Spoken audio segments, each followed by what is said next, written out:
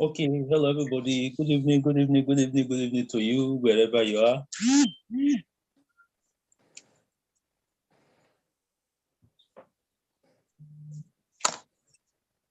Hello, hello, hello. Good evening, good evening, good evening. Good evening, sir. Good evening.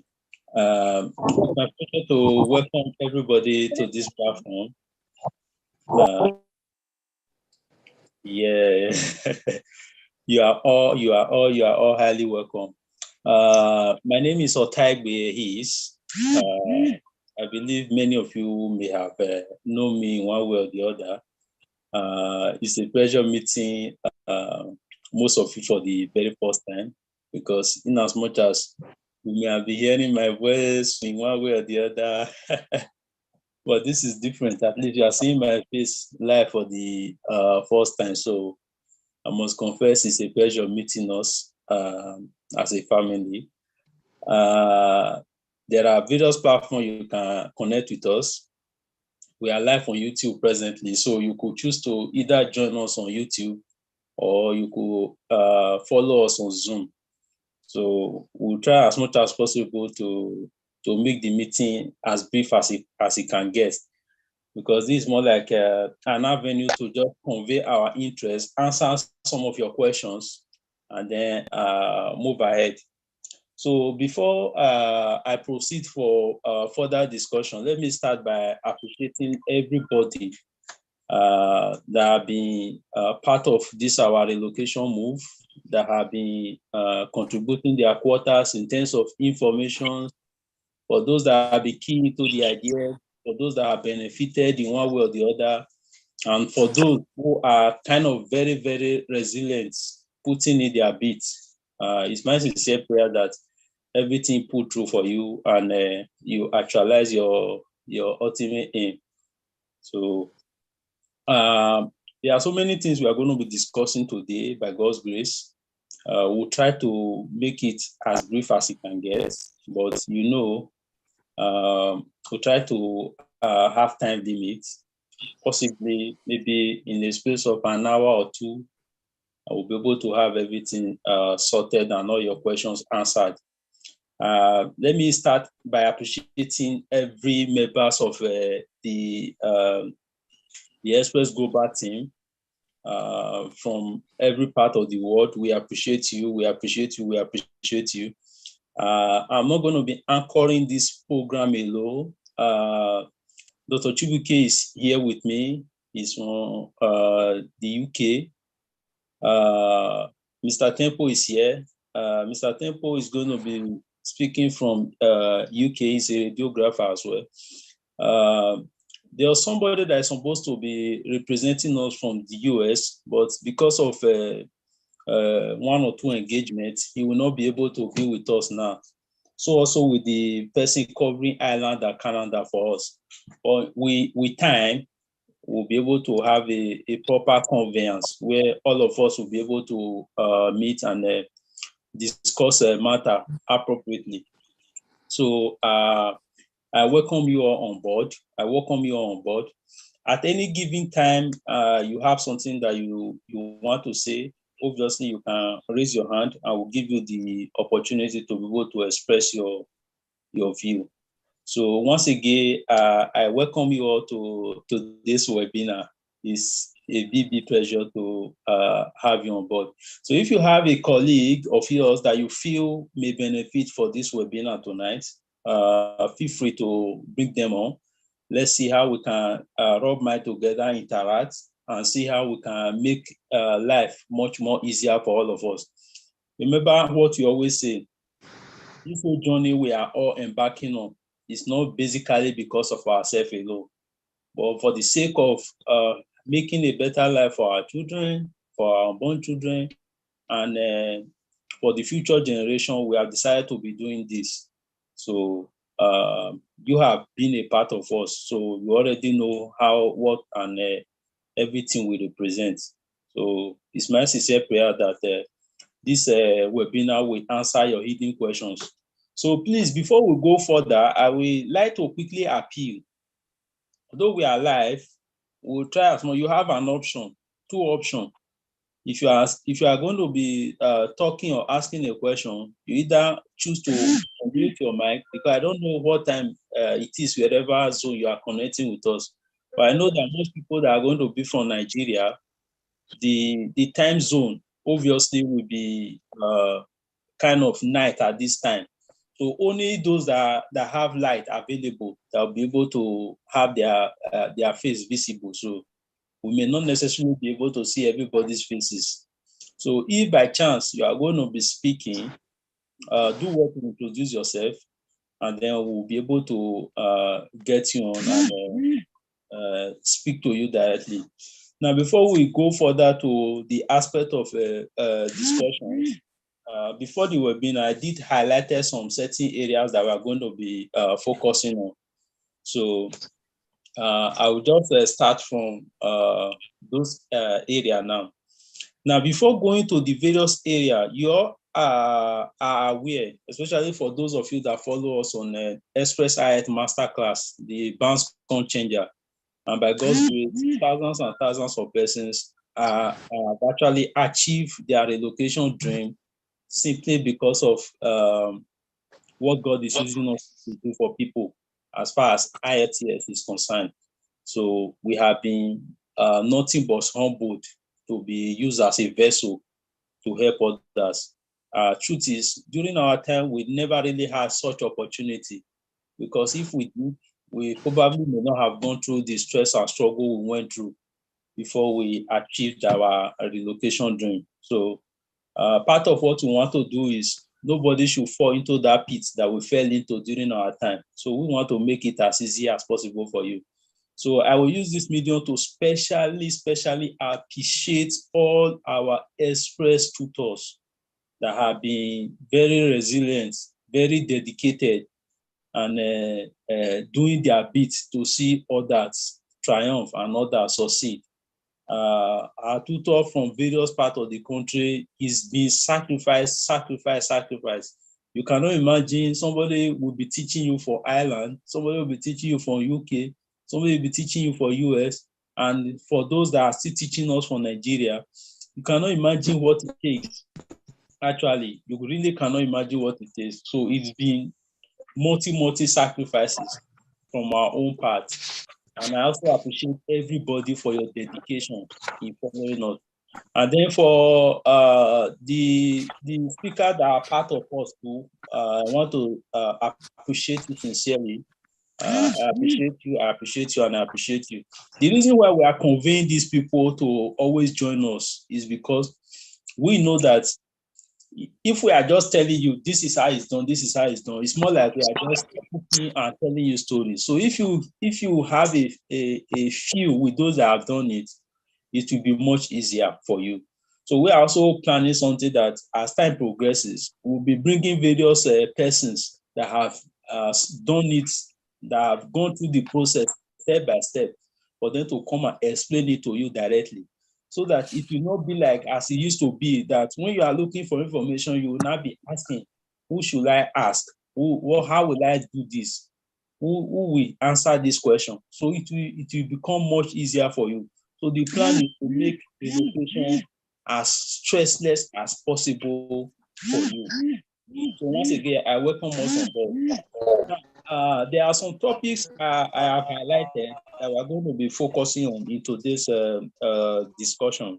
Remember, we're not going to be teaching here. If you are expecting that we're going to be teaching, Ellie, it's not going to work. We're not going to be teaching here. So we're going to just answer some questions and then we'll end the space. So let's start from the area we talked about, relocation. Now, once you are discussing relocation matters, one thing that should come to your mind first is being ready for opportunities. Now, opportunities are bound everywhere, but you have to be ready for opportunities. There's something that I have always been saying, and I will keep saying it. Luck is when opportunity and readiness comes together and they meet. So please, in talking about being ready, if you are here in this space and you don't have your international passport, you are not doing Otaigbe any good. You are not doing Otaigbe any favor. You are rather doing yourself a disservice. The reason is simple. Now, it's not just in Zimbabwe. I was interacting with one of my colleagues from workplace a few days back. He's from Zimbabwe, and I was telling him, "Have you seen how the currency is dropping in some countries?" He said, their own self is worse. So that presently they are even using dollars. You are getting what I'm saying? Presently, they are even using dollars as a means of exchange rather than their normal country currency. So what it means is things keep unfolding and changing every day. Remember, many years ago, many of these currency we are calling now, they used to be 1-to-1 ratio. £1 equal to £1. It's not even equal to $1. So there was a time £1 was even higher than $1. So recently, you know what the trend is. So the trend is still going to, who knows? We don't know what will happen, but we are praying for the very best. But before things go worse or gets better, that's why we are telling you, if you can, try to start working on your process. Because when you work on your process, you are not only helping yourself, but you are also helping your loved ones as well. So passports, getting your passport is not negotiable. So please, getting your passport is not negotiable. Now, in putting yourself into opportunity, there was a recent video we did on YouTube that explained how you can get scholarship to various parts of the world, especially to US, Canada, and all the rest. So in that video, we took time to analyze to you how you can be ready for opportunity. Now, there are some of you that don't know that you don't just sit down and say, this is the only process I'm following. You can follow any process at all. So long it lands you in where you are, then you can begin to chase your primary dream and your primary aim. Please, I'm begging you. If, for instance, you need to write TOEFL, you need to write IELTS, you need to write OET, or whichever professional exams that determines your English proficiency that you need to write it. You can start by applying for scholarship. Yes, you can be applying for scholarships. Many of you have just concluded that, scholarship is really available. It's not easy to find. No, it's not true. Most times, why it's difficult for you to find is because you have not strategically positioned yourself to be getting those scholarship opportunities. Because if two persons that apply for scholarship, one has IELTS that prove that he or she can speak English, or TOEFL that prove he or she has been certified fit to be able to communicate in English, and the other one does not have, they will humbly consider the one that have the needed credentials first. So that is why all those things, they are very, very paramount to your journey. So please, just try and take note of that as well. Now, I understand very well that all of us have a journey, a pathway. Sometimes many people miss it at one point or the other. Other times, many people are always very, very accurate with it. Now, mainly, like large majority of people we handle are doctors, nurses, radiographers, pharmacists, some lawyers, engineers, and so on and so forth. Now, if you look at those in the medical line, you will know that many of them do internship before they eventually became, or before they eventually followed their professional line. Now, you see that internship you are doing, is actually a God-given gift for you to save towards your relocation project, to save towards your relocation plan. You don't have to wait till you finish your internship before you'll be able to have certain things achieved. You don't have to wait till you finish your internship before you have your relocation process achieved. This is very, very important, because you may be gathering the money now. You may be seeing that money now. You think it's always going to keep coming. Before you know it, it is gone. And please, don't keep your money. This is very, very important.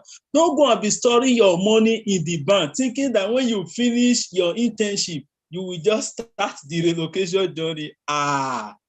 Don't do that. You are a worker. You are earning salary every time.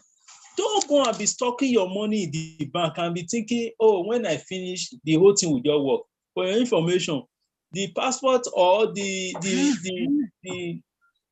visa that was, let's say, $350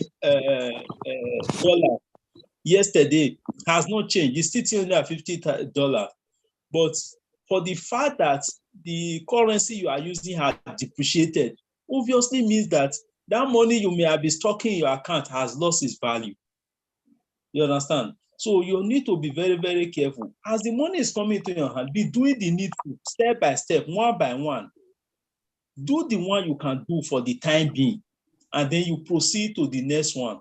So if you are doing it like that, you understand that things becomes much more easier for you.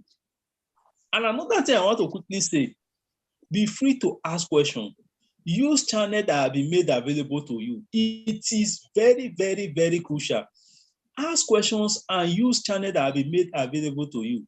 There are YouTube channels, there are telegrams, there are various groups that are being put together by people, well-meaning people. You will see that those days, it used to be very difficult for people to relocate to, let me even call it common UK, how much more US and Canada. You see, the reason why you see that it's very difficult for people to travel to US and Canada is because the people that will resolve all the challenges never move. So when those people move there, you will understand that it's so easy to travel to US. It's so easy to travel to Canada. People are now saying, everybody is in UK. If I go here, UK. If I come there, UK. It wasn't like that many years ago. All the information were available everywhere. But many will not tell you, this is what they are doing. This is how they do it. It's not today that they started recruiting doctors. It's not today they started recruiting nurses. But you know now that almost everybody closest to you now know how it's done. Why? Because people are taking the bull by the horn to enlighten others. But there are others that are saying, oh, me that have reached here now, I will not tell another person. I don't know how I did it. Please unmute your mic. Sorry, please mute your mic. So they don't know how I did it. My dear, there's no scholarship. No, UK is not our country. US is not our country. We all have our respective country. So if you have achieved your relocation dream, make it a point of duty to enlighten others. Do not take anything away from you. What gift will they give you? Because will you now become the wealthiest persons in the whole world? So please, that is also very, very important. Seeking information from your colleagues, those that are relocated. You humble yourself. You have not done it. They humble yourself until you achieve it. Once you actualize your aim, then you can now begin to also be in the position to render the help that other people need. And when that time comes, it's not that time you will not be hiding and saying, my village people will recognize that I am not rich. My village people will recognize that, oh, I am not this, so I want to hide. I don't want them to know that I relocated. Though. You are forgetting that God has been guiding your journey all this while, using human beings, using people. Now it's time for you to be called upon to be used as a vessel. You will now realize that there are people that are against your progress. So please, this is very, very important. Now, when it comes to relocation, there are various ways. Why I want to just do a sort of a rundown is because if I say let's do question and answers, I may make it a little bit much more strenuous. So if I do a rundown, most of your questions that could potentially come, hopefully I will have addressed it. So mute your mic. Somebody said it, mute your mic. Can you mute your? Oh, okay, that's good. So hello, good evening. Yes, ma'am. Okay. I'm gonna mute everybody at this junction. Can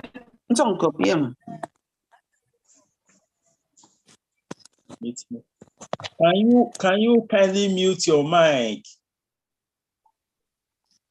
I actually wanted it to be as free as possible. So,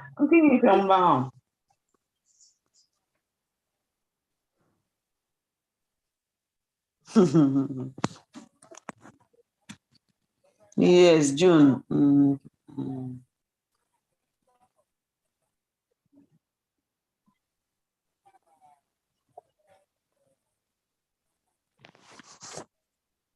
Okay.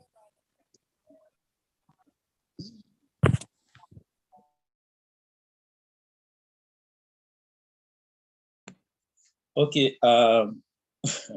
Thank you so much.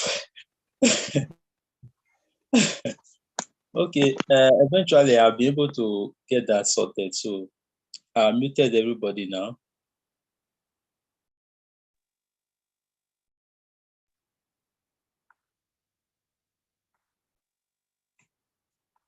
Hopefully, as time progresses, if there's need for me to unmute, I will certainly do that.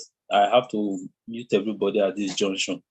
So I was actually discussing various ways to make your relocation and enhance your relocation or make it your relocation a reality. By God's grace, you already know that if you want to go to UK, Canada, it's not only UK, all these things work for. There are Canada, there are US, and so on and so forth. Even someone was discussing with me recently that there's a program that they are doing currently in Canada that you can just move there within 6 months. So with time, we're going to bring that person to our YouTube channel so that she will be able to explain in detail to you how you can achieve that dream.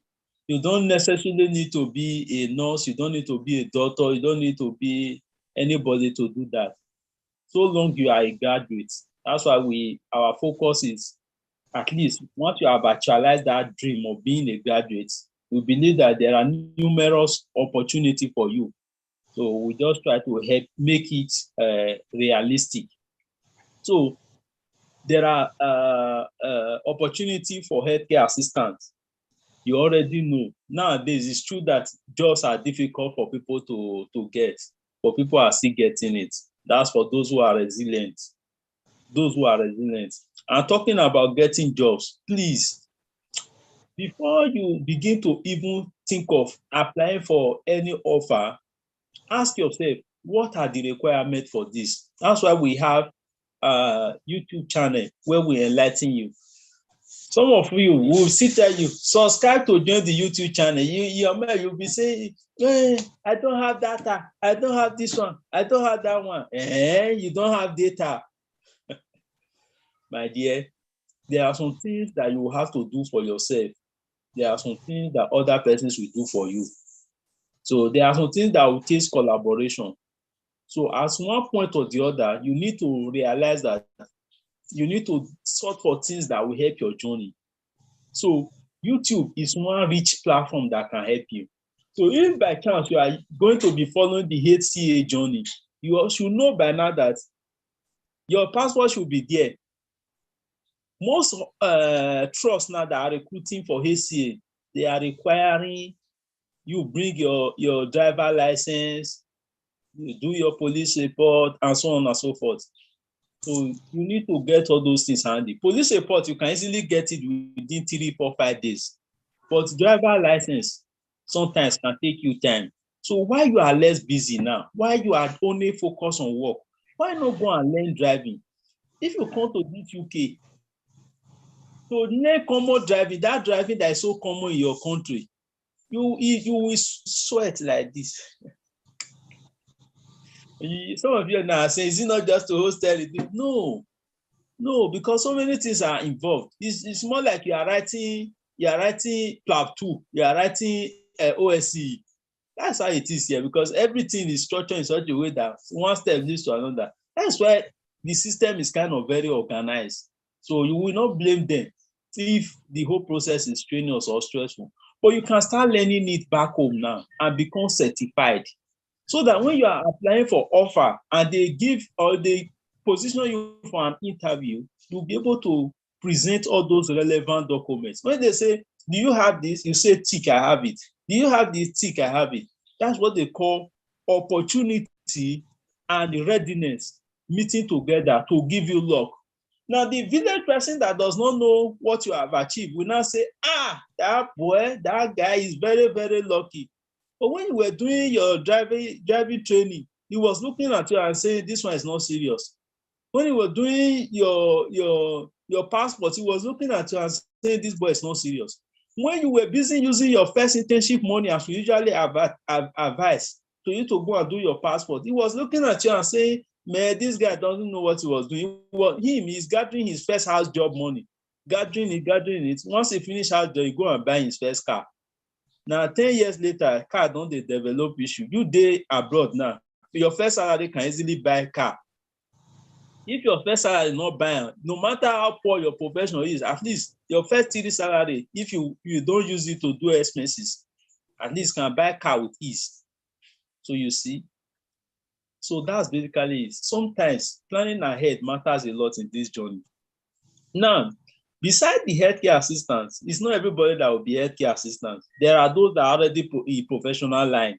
You are a doctor, you are a nurse, you are a radiographer, you are an MLS, pharmacy, whatsoever profession you belong, there are always a pathway for you. Some are not direct pathway, some are straightforward pathway.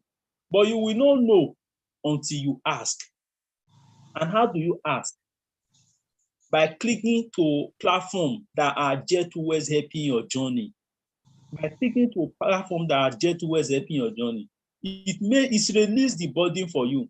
So if, for instance, you are a nurse, you are still in the secondary school, you are still in your school days, start asking all the relevant questions while you are still in school.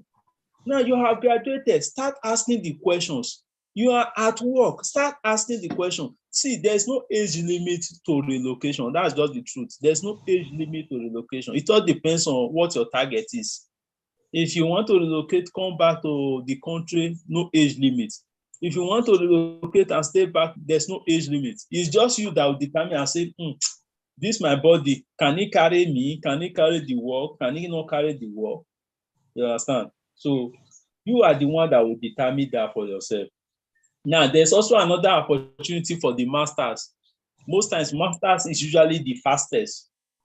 Why is it the fastest? It's all about targeting. For a school that is going to start in January, now soon, most schools will be stopping their admission. Some have already stopped admitting from January. So they are targeting September as the next time they will be admitting people. So if, for instance, you are targeting to come for masters, use it.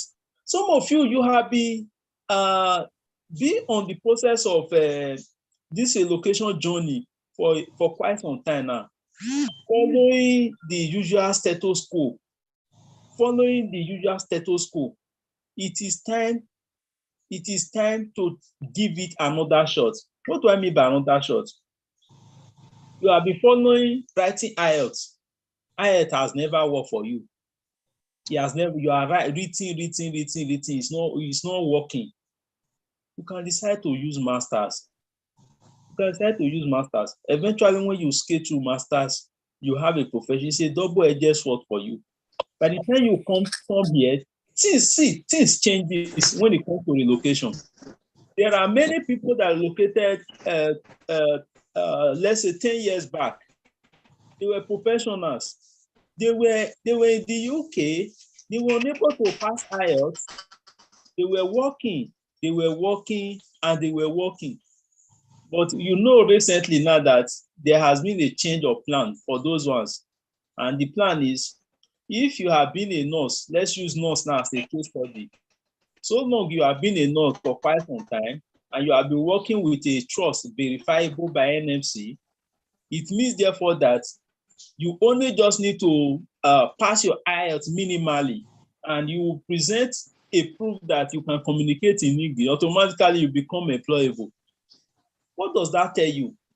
Those people key into opportunity many years ago, and some were being laughed at, but now they become the professional they once hoped for. So you see, the most important thing is you take the step to relocate first. By the time you relocate, every other thing begins to fall in line. You can choose masters, choose your profession, or even choose the healthcare assistant. It does not really matter much. You see, it is only back home that all this professional segregation really come into play. Most times, if you are working in a standardized healthcare sector in a developed world, irrespective of your cadre, you are respected. Whether you are a doctor, you are a nurse, you are an healthcare assistant, everybody have their duty to fulfill, and you are respected by that your profession. And when you look at the salary scale, it is no Master A taking heaven and earth and Master B taking peanuts.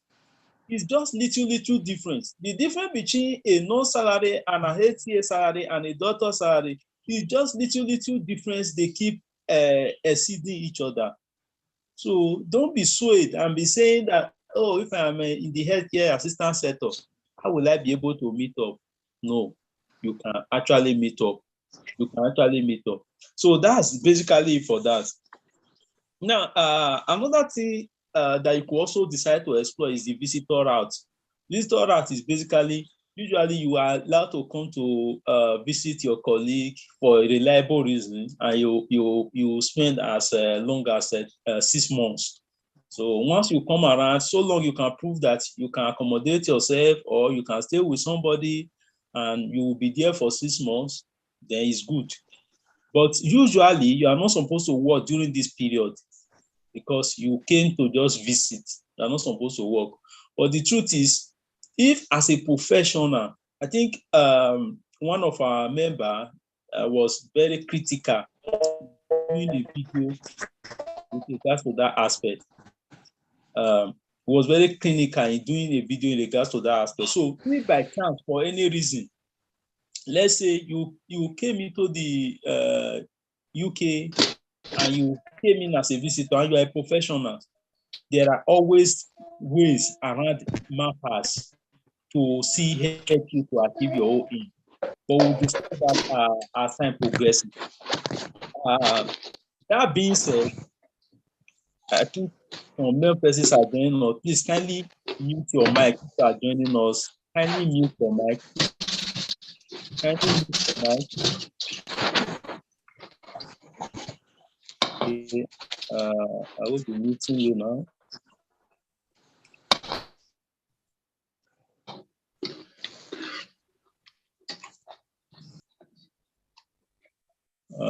I'm muting more persons. Okay, I think I've done the job. Good. So, irrespective of how you come in, it doesn't really matter much.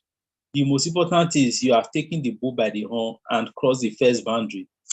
Now, that being said, some of you may be wondering, okay, master versus work, pros and cons. Okay. You already know, I don't really need to talk so much about it. Masters is kind of faster when it comes to relocating because you don't necessarily need to write many exams. All you just need to do is get your transcript ready, get every necessary document, your WAEC, your NECO, or whichever you want to use ready, and then you make your relocation journey a reality. But you know, work is the best. Why? Because when you are working, you are not paying school fees. Rather, you are earning money. So when you are earning money, you could either choose to do your master's, or you could even get that master on a platter by a scholarship. Your hospital could decide to sponsor you for a master program. Yes, it's workable. So it's you that will decide on which one you want to explore. Now, for those of you that are still on the ACA journey, you can understand very well that not all of us are professionals yet. So for those of you that are still on the ACA journey, many of you will be wondering, can I survive in UK with ACA? Yes, you can survive. Yes, you can survive. Many have taken the journey a very long time ago and they are surviving. I don't know why you will not survive. You will definitely survive. You will definitely survive. So the truth is, ask your master students how much they pay as school fees. Many of them pay 15,000 naira, 50,000 pounds, 20,000 pounds, some 11,000 pounds, and so on and so forth. And these people need to pay within a year, some within 2 years. Where do they get this money from? Apart from those sponsored by their family members, sponsored by their relatives. They get this money by doing healthcare assistant job, and they will still need to go to school. How much more you that your own is work you are going, you are employed. If they don't employ you now, you are come and be going to the work. If master can survive themselves, survive for pay for school fees and still send money home, you that is the healthcare they that gave you, this healthcare traumatic, no other work. Somebody is there telling you that, hey, you will not survive, you will not do this, you are just there believing and saying, oh, they say they will not survive. They will not survive. Ask your uncles, this thing, what they are doing in various parts of the world. Those are most of the jobs they are doing. They will not come and tell you, because everybody come, they wear suit, they wear gown, they come home, they are now spending money. You say, oh, this one have heaven and earth. No, really, not necessarily so. So that's basically for that aspect. If questions pops up at one point or the other, we will always welcome it. Now, there are still some questions I need to tackle before I bring some more persons to speak on topics. Now, there are some of you that are wondering, what should I do? Should I relocate with my family once I have gotten an offer? Should I relocate with my family? Simple. As you are doing this journey now, you are in an AI platform with us. We are dishing it out, trying to make it happen. Once it eventually happens, you that it happens to, you move first. You relocate first. See, there is no gift that goes that if you now carry your family at once, that is when the dream is realistic. The truth is, once you eventually relocate, the money to move your family is not an issue. So long you are already on this journey, it's easy for you to move your family. Like, it's super easy for you to move your family. So all that you should just pay attention to is the fact that this is what you should achieve. You move first. Once you get to that your place, settle down, because you are not just coming. You are coming to write an exam. For doctors, you are coming to write Plateau. For nursing, you are coming to write your OSCE, and so on and so forth. If you are a radiographer, you are not having second exam to write. You are just coming to, at least you need to get settled. So you will want to avoid as much distraction as possible. The hospital may provide you accommodation, but the accommodation may not be for family. It may just be for you alone. So if the accommodation is for you alone, why must you carry the whole world and come at the same day? No, it shouldn't be like that, because you are not going to only be stressing your trust, you are going to be stressing yourself. Stabilize yourself first. Once you are stable, other people can come and join you. You understand? And the life becomes sweet and enjoyable. You will have found opportunity for your loved ones. If you are the man, you are the one bringing your wife. Good. As you are coming in, you are settled down and create a potential job that your wife can be doing once she comes. So that once the woman comes, it's just going to fit into a working system. If it is you, your husband is the one coming, you are the one, he's going to be dependent on you. You confess, settle down, ask your co-workers that are also doing same training. And your husband is also coming. Yeah, my husband is coming. Oh, what work are there that your husband is going to come and be doing here? Oh, is this. Okay, my husband can do the same thing. Oh, okay. You are jotting that relevant point.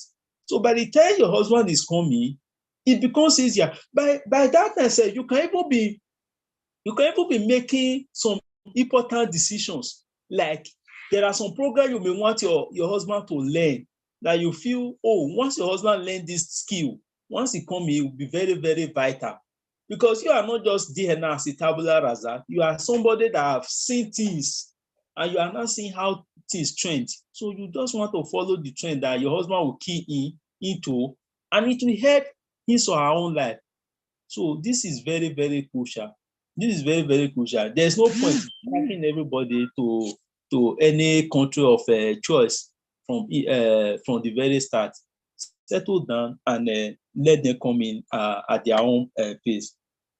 Now, If you are coming in for master for any reason, please sort your accommodation out. This is very, very important. Sort your accommodation out. And most times, masters, they want to come together with their spouse. They want to come together with their spouse and say, oh, this is dependent on this. But please, sort your accommodation out. Because if you are coming to go and stay in Airbnb, or you are going to stay in a hotel, it's expensive. You see how currency is now. You may have 1 million naira, you think is money. By the time you pay house rent 3, 4, 5 times, you see say money don't reduce. You understand? Make them not carry you go the less privileged home. So please, this is also very, very important. And please, if you are coming with your children, make provision. You cannot come and stay in a 1-room apartment in UK, for instance, with your children. It is not possible. Mute your mic. You cannot come and stay in You cannot come and stay in a 1-room apartment as a student, for instance, with your family. They will not accept it.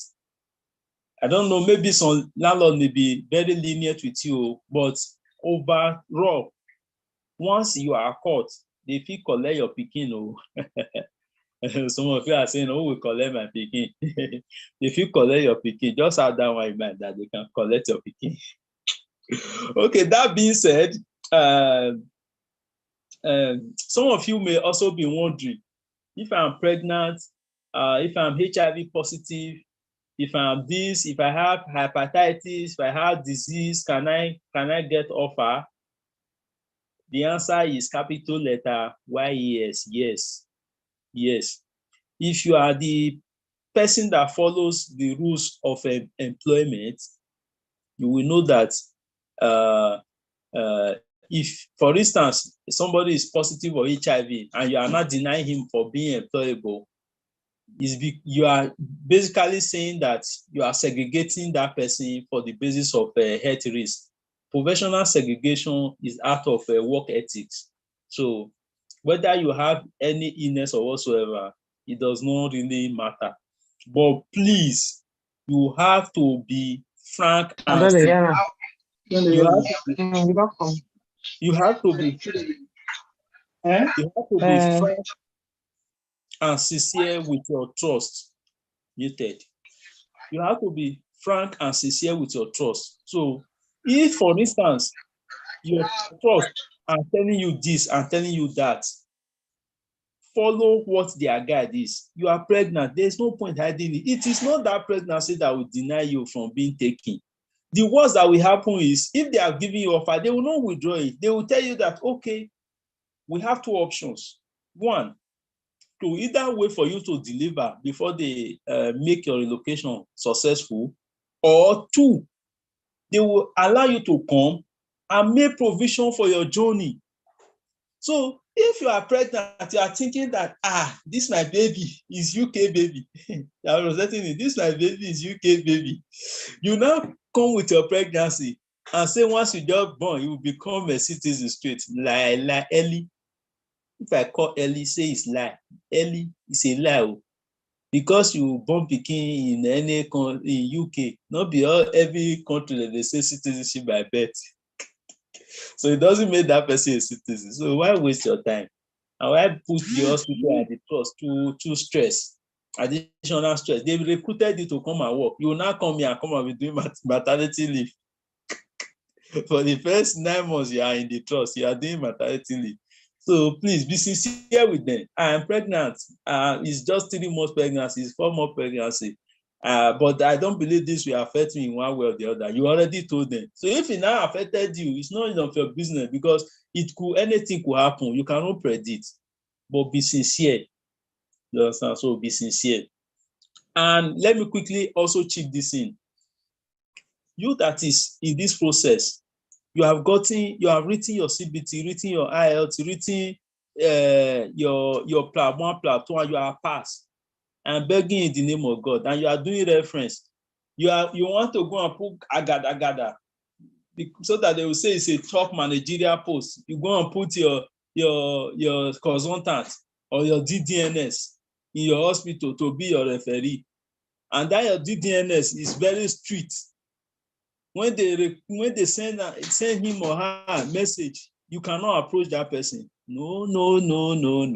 What they usually require is your workmate, somebody that work with you that can attest that you have worked and you have fulfilled so and so.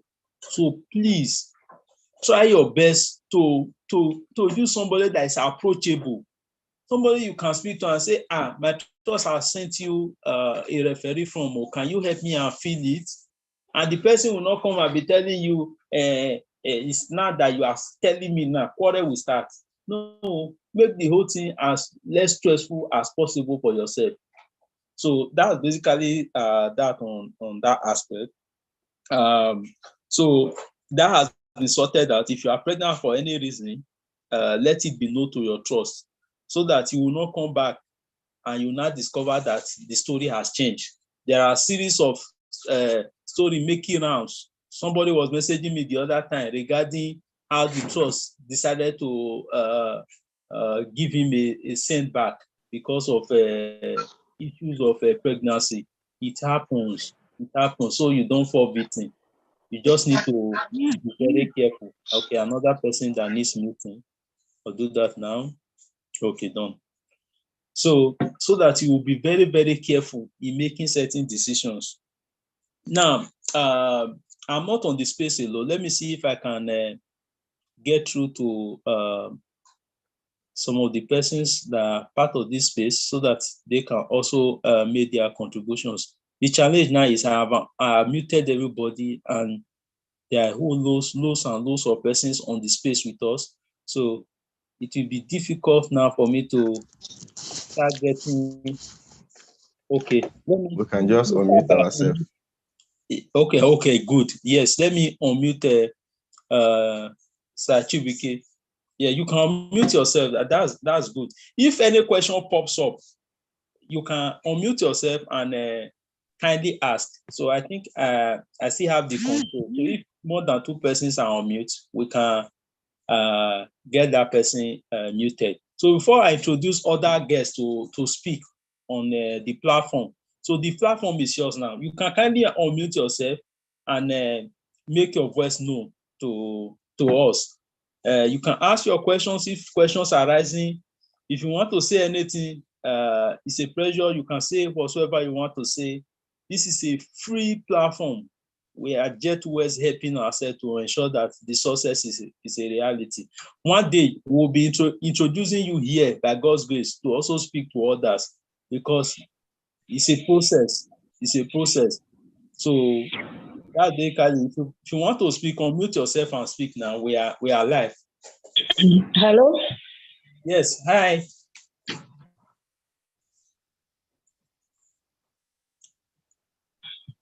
Hello, sir. We are listening. We are listening to you. Good evening, sir. Yeah, good evening, ma'am. Please, I want to find out what are the opportunities for a lawyer and an artist? Okay. That's a good question. Is there any other question? We cannot just take all the questions at once, so we have to be combining some questions. So if another person have other question, comment or anything, they could also keep it coming. Okay. Yeah. Good evening, sir. Yeah, good evening. Thank you, sir. I know that there are some questions in the chat. Yes. Oh, okay. True. Yes. Okay. Yes. Okay. I will go through it. All right.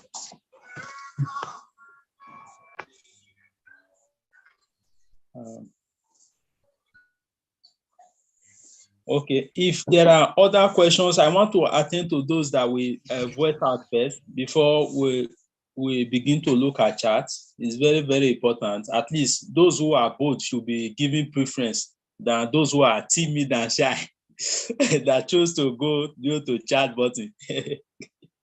So please, if there are questions arising, feel free to let it out. We are actually live, so everything you are saying out, it will be sharp answer you will be getting. Hello, good evening. Yeah, good evening, ma'am. Hello, can you hear me? Yeah, good Please. evening, sir.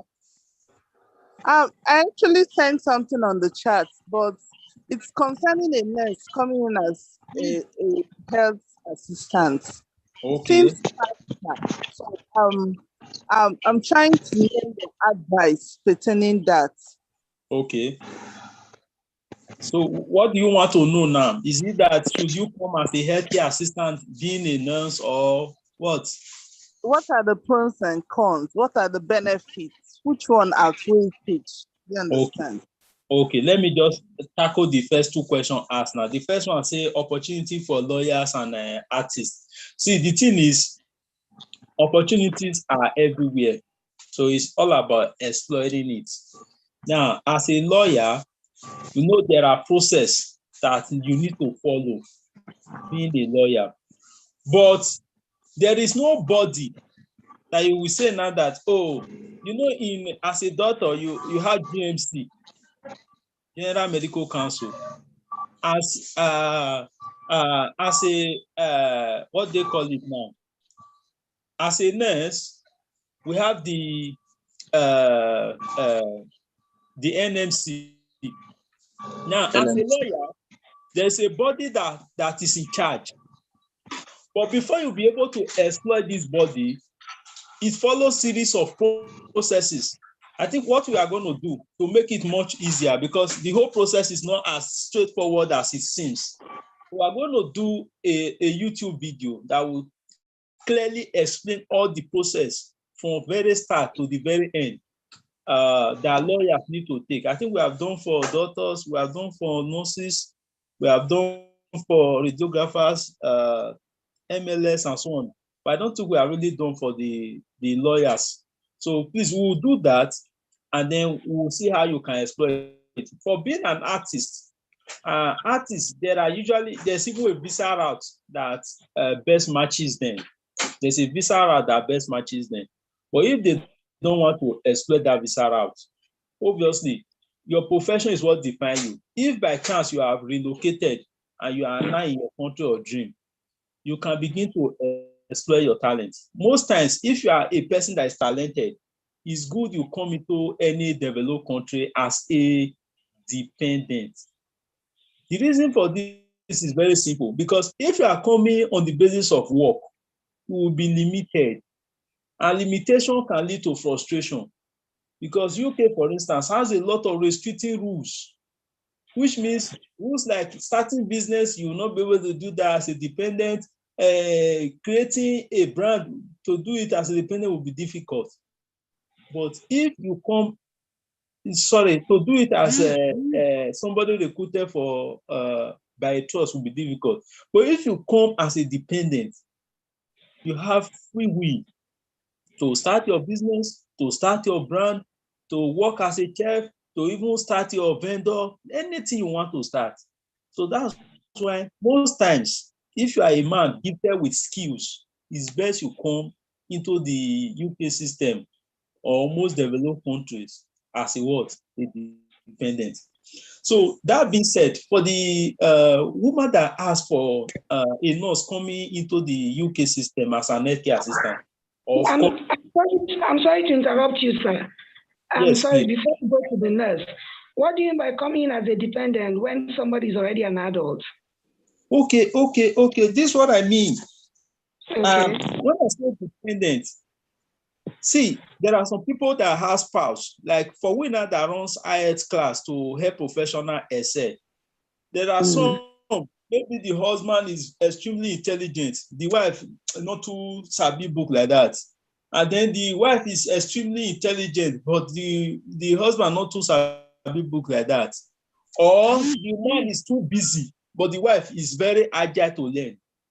Then whoever is the most vigilant can take the book by the horn and then go ahead to work, to go and write the IELTS. Once he or she has passed and he has achieved his relocation dream, once he or she has passed and he has achieved his or her relocation dream, What now happen is you will not have to bring your family. So bring your family means you bring your husband or you bring your wife. If you are bringing your husband, automatically your husband is your dependent. If you are bringing your wife is your dependent. This is a single lady in her 30s. That is it. Okay, if you are a single lady, yes. If you are a single lady in your 30s, you cannot obviously bring any dependent, except you can prove without reasonable doubt. Maybe you have somebody that is dependent on you, a close relative that has been dependent on you. Maybe the mom has died or the relative has died. You are not the one taking care of him or her. UK is very structured. So you will show proof, maybe a 2, 3 years, 4, 5 year plans that shows that you are being really responsible for the care of this person. So it still works. You understand? So most times dependence has stage, it has age limit. You cannot, as an 18 years old upward, you cannot be saying that you are dependent, because in this system, 18 years old is catering for themselves. Most times 20 years old person, they are reasoning like 30 something years old as compared to back home, because they start exposing them even before the age of 10. So that's basically it on that. All right, thank you so much, man. That being said, the question that came up earlier regarding what opportunities are there for nurses that want to relocate as an healthcare assistant. Of course, you can. It's wisdom. Some of you are only focusing on one direction. That is where the problem is. You have to be dynamic. Human beings are meant to be dynamic. How do I mean? Ask yourself, as a doctor, when you are just getting into the UK system, some of you that come to do masters, what do? You are doing healthcare assistants. For nurses, lawyer, engineer, when they are into the system, they are doing healthcare assistants. Now you call me, it's this healthcare assistant that you are doing full time. It's still a plus for you. Somebody may tell you that, oh, when you get to the UK, you must do IELTS, you must do this before they will absorb into their system. Yes, it's true. But remember the key word, luck is when opportunity and readiness meet. Now, you see that so many changes happened recently, and they are making changes to the system. You that is a nurse now, you realize recently that they said that, oh, if you are a UK person, I'm about to mute somebody again, that if you are in the UK, okay, muted. You realize recently that it was said that if you are in the UK and you have been working for in the UK system for quite some time as an healthcare assistant, meanwhile, you were originally trained to be a nurse in your country, you automatically become a what? A nurse, so long you can prove your proficiency with some limits, and your trust can issue a note to guarantee that indeed you can speak in English. That's a plus. Those opportunities, you think you go and work for those that are still in their country? It is only for those that have already relocated that can grab it. They are grabbing it now. All of them now, they are being very loyal. All the healthcare assistants. Recently, I even knew that some healthcare assistants in my work said they are all nurses in their respective countries. It's IELTS that didn't allow them to practice. Many of them now, they are very gentle. They are just doing everything, meeting managers, working in different stratas to make sure things are okay. Why? Because they know that they will soon come and collect letter and they become a nurse. So you see, it's not always they say if I don't make it like this. Some of you have opportunity to travel as a dependent. You will not travel. You are saying, no, how can I follow woman and travel? How can I want to do it by myself. I want to show them that I did it far. My dear, you are helping yourself. You are helping even your spouse. Because as a dependent, you have countless time. You can even get into the system, work 1 year with your trust, and begin to do agency. You that is a dependent will be any far higher than the person that is bringing you in. You understand? And you reduce workload for this person.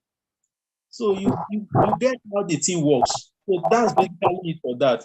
I think I've answered some of the questions that have already arose. So if you have questions, now unmute your mic before I introduce our guest to speak further on the topic.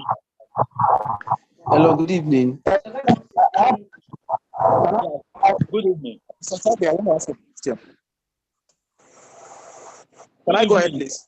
Yes, please. When you are talking, please introduce yourself, please. It's very important. Okay. Mr. Taigbe, this is Victor speaking from Nigeria. Okay, nice to meet you, sir. All right, sir. So thank you very much for all your elaborate explanation on various subjects. You were able to touch on my question a little bit, but I want you to elaborate some more.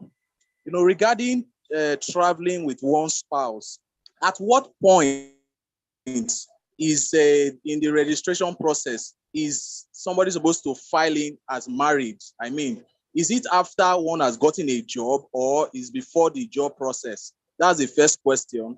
Then secondly, I also learned that accommodation is not usually given.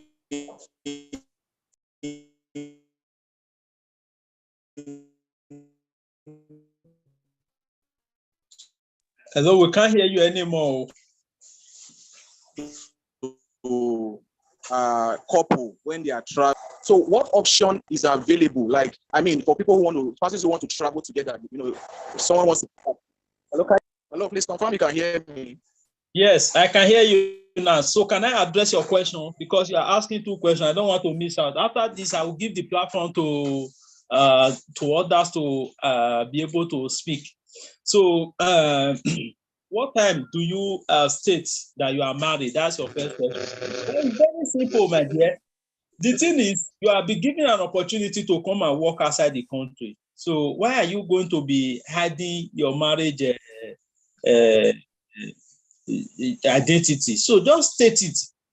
Once you have gotten an offer, usually the trust will ask you and say, are you married? Do you have your family? I say yes. Don't change your name. It's irrelevant. I forgot to even say it. Some of you are saying, hey, I need to change my name so that they will know that it's me and my spouse. You need to change your name. When you change that name, NAC or GMC, we need to do their own. You will send some documents. You have done your passport with your son name before. Now you want to change it to your husband's name because you have a husband that is so adamant and say my name must reflect. It's irrelevant. Changing of name is irrelevant to relocation. What matters is your marriage certificate. So long you have that certificate and bear that these two are married, forget that change your name, no matter. Don't go and be changing your name. Now, once you have gotten an offer and you are sure that this offer has been given to you, let your trust know that you are married so they can make provision if necessary. They will always ask you, are you going to come alone or you will come with your husband? So trust will make provision for you and your husband. Other trust will make provision for yourself. Please mute yourself. Let's encourage ourselves on this journey. Time is of essence. So other times, your trust will not make provision for you. So whether your trust makes provision or they don't make provision, don't worry. But what I usually recommend, let one come first. Why is one coming first? Your wife can pay your flight money to come to UK once he's already working. See, that money is simple it's too cheap for him or her not to pay for you. He can pay it. You know, he can pay it. If you give him 2-3 months, he don't pay your money. So chill. No, they do stress yourself. If you decide to follow him or her, it's not as if it's bad though. Now, this person you are following now is coming to write exam. He's going to be preparing for OSCE. Are you getting it? So you imagine the stress you are going to be putting him or her through. And you yourself will need to sort yourself out, sort accommodation out. But she already had trust accommodation given to her. So if you have allowed her to settle down, she will have the opportunity to find the accommodation for you, the best accommodation possible. He will find it for you and herself. Both of you will enjoy. You understand? So if there is trust, I don't see there's need for everybody moving at the same time. But if you insist and say you want to come at the same time, there's no problem. There are different sites where you can book accommodation. There's Zoopla, there is Sure Move, there's Right Move. You can be using your phone even in Nigeria to secure your accommodation. But most times when they are asking you for referee check, who will do your reference? Who will you present? Is it your hospital management in this thing? It will not work. You understand? It's stress. They know. See, the reason why we start this platform to solve people's problems because we don't want people to stress. Simple. You shouldn't be stressing yourself. And we believe that if you have all the information at your disposal, you will not stress. If you know that this is expected, what is expected of you, will not stress yourself. So please don't stress yourself. You already know that this is that. Don't stress yourself. Make it simple as you can get. Let that woman travel in peace. To have a target, you said, as she's traveling, she will tell you what you need to obtain. During the time when I relocated back then, I have a family that came. When we were in this thing, we were always very observant. We say, okay, this man now is not a nurse, he's not a doctor. What can he do when he come here? We started being observant. We started pointing things out that he can begin to recommend to the husband. And if the husband does not have this key, he should go and learn it. You understand? And driving is one of them. For those of you that don't know how to drive, well, for you that know how to drive very well, and you think when you come here, you just start handling steering early. So that's basically for that. So let's, before we welcome more questions, I will give the floor to Sir Chibuike. So Sir Chibuike will be addressing us on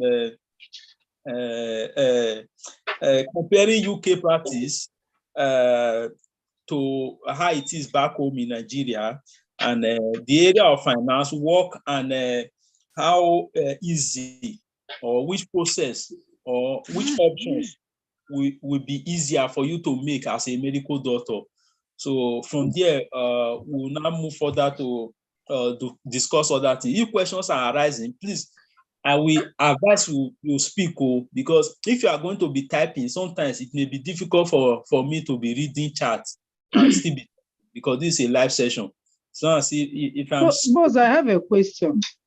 Okay, but please, can you keep your question? Let's give the floor to Dr. Chibuike to address us. Dr. Chibuike is from UK here as well, so he is part of the Express platform as well. So he has given us this opportunity to also enlighten members. That's why we keep saying, you that is still at home now, one day you will relocate.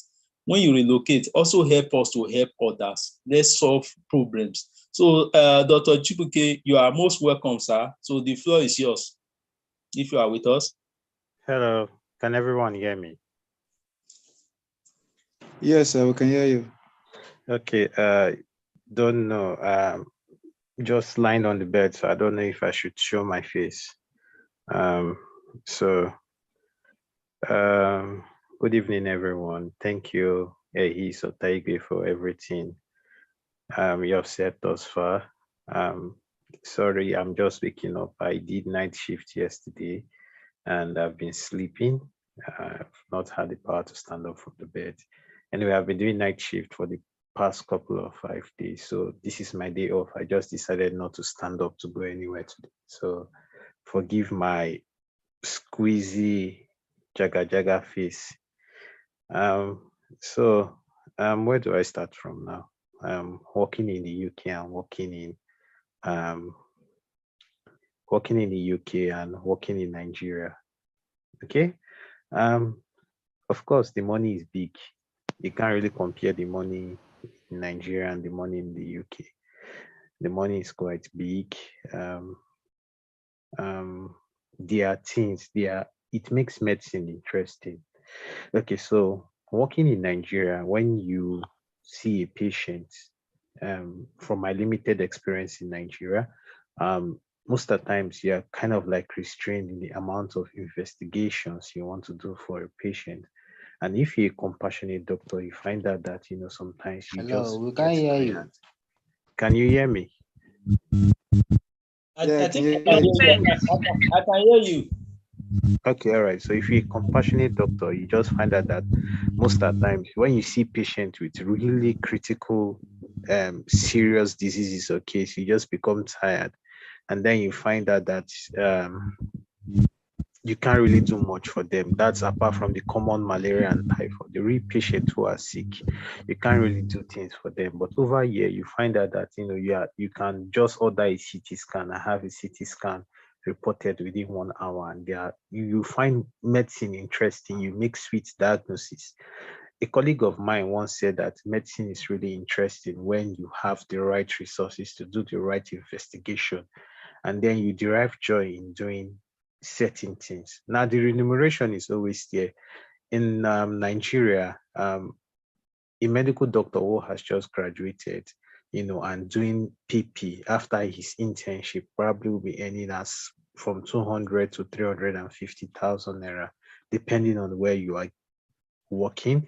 And when you are doing your residency, I think a registrar starts from 300 level to about maybe 450,000 naira for senior registrar. I'm not so sure.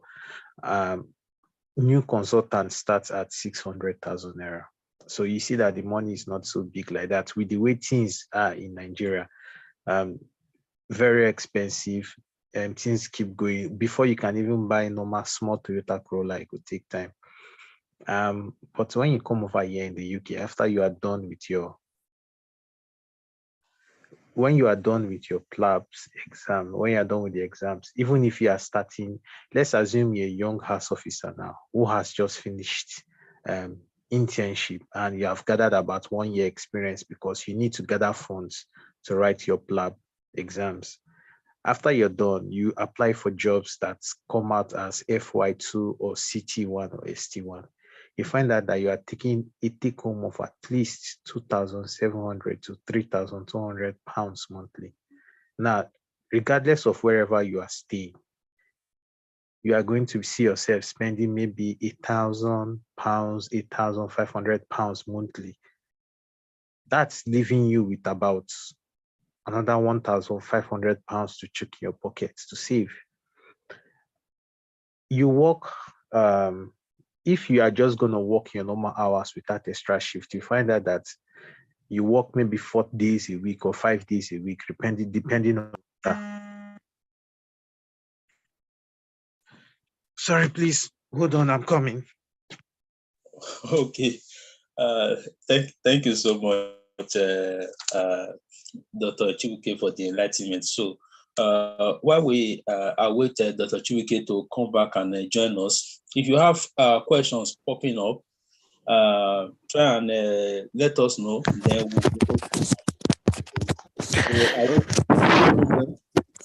yeah. Good evening, sir.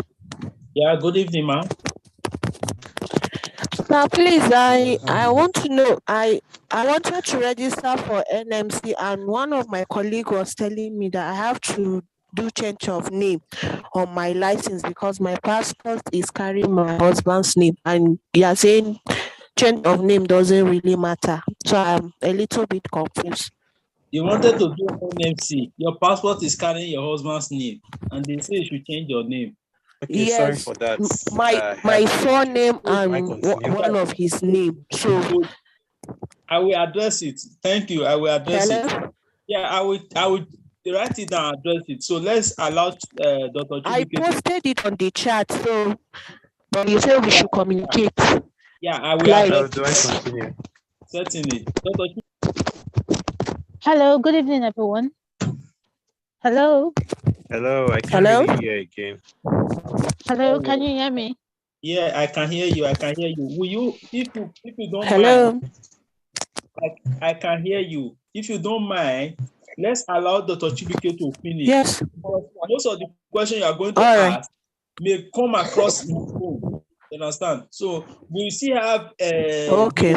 Papa in the house. So it's more like a collaboration from different professionals. So let's deal with issues first. Then questions can come up. We'll address them. So Dr. Chibuike, you can continue. Dr. Chibuike.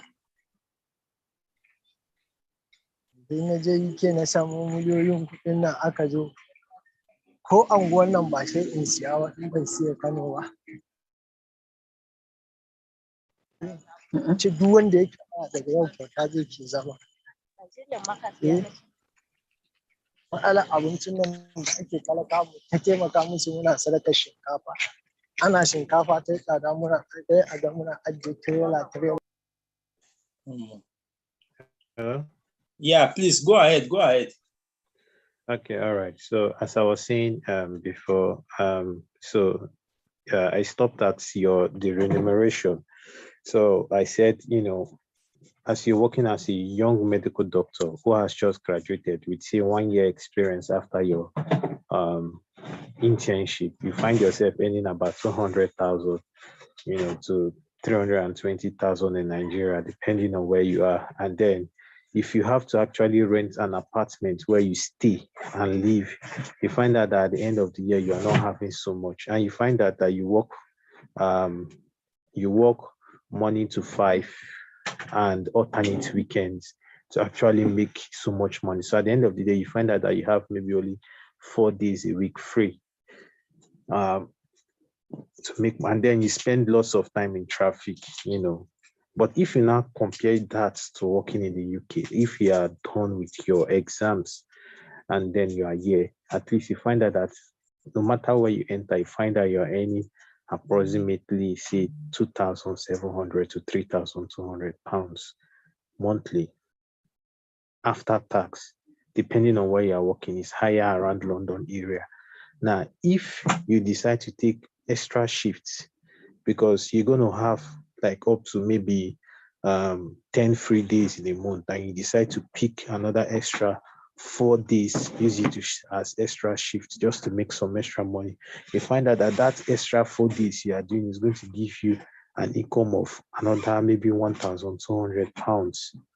So when you add everything together, you find out that you are making close to, say, 4,000 pounds monthly as a young doctor, working the same hours you're going to be working in Nigeria, in which you're earning 200,000 to 250,000 a month as a very young doctor. Now, I'm not talking about the senior doctors now. Those that have done residency and has passed step 1, they don't enter at the same level as if you're in Nigeria, you're a doctor, you are listening to this, or your husband is a doctor and he's in residency. Man, good for him. Once he passes his PLAB exams and he's coming to the UK, he's not going to be working at the level of those people who just did internship or they were doing PP up and down. They did not enter structured training. Those ones are going to be any higher. So if you are having a monthly take home of 4,000 pounds monthly and then you spend 1,500, you find out that you are having 2,500 to yourself, minus your days off, minus certain time, because after you work for certain weeks, they will give you a week off that is separate from your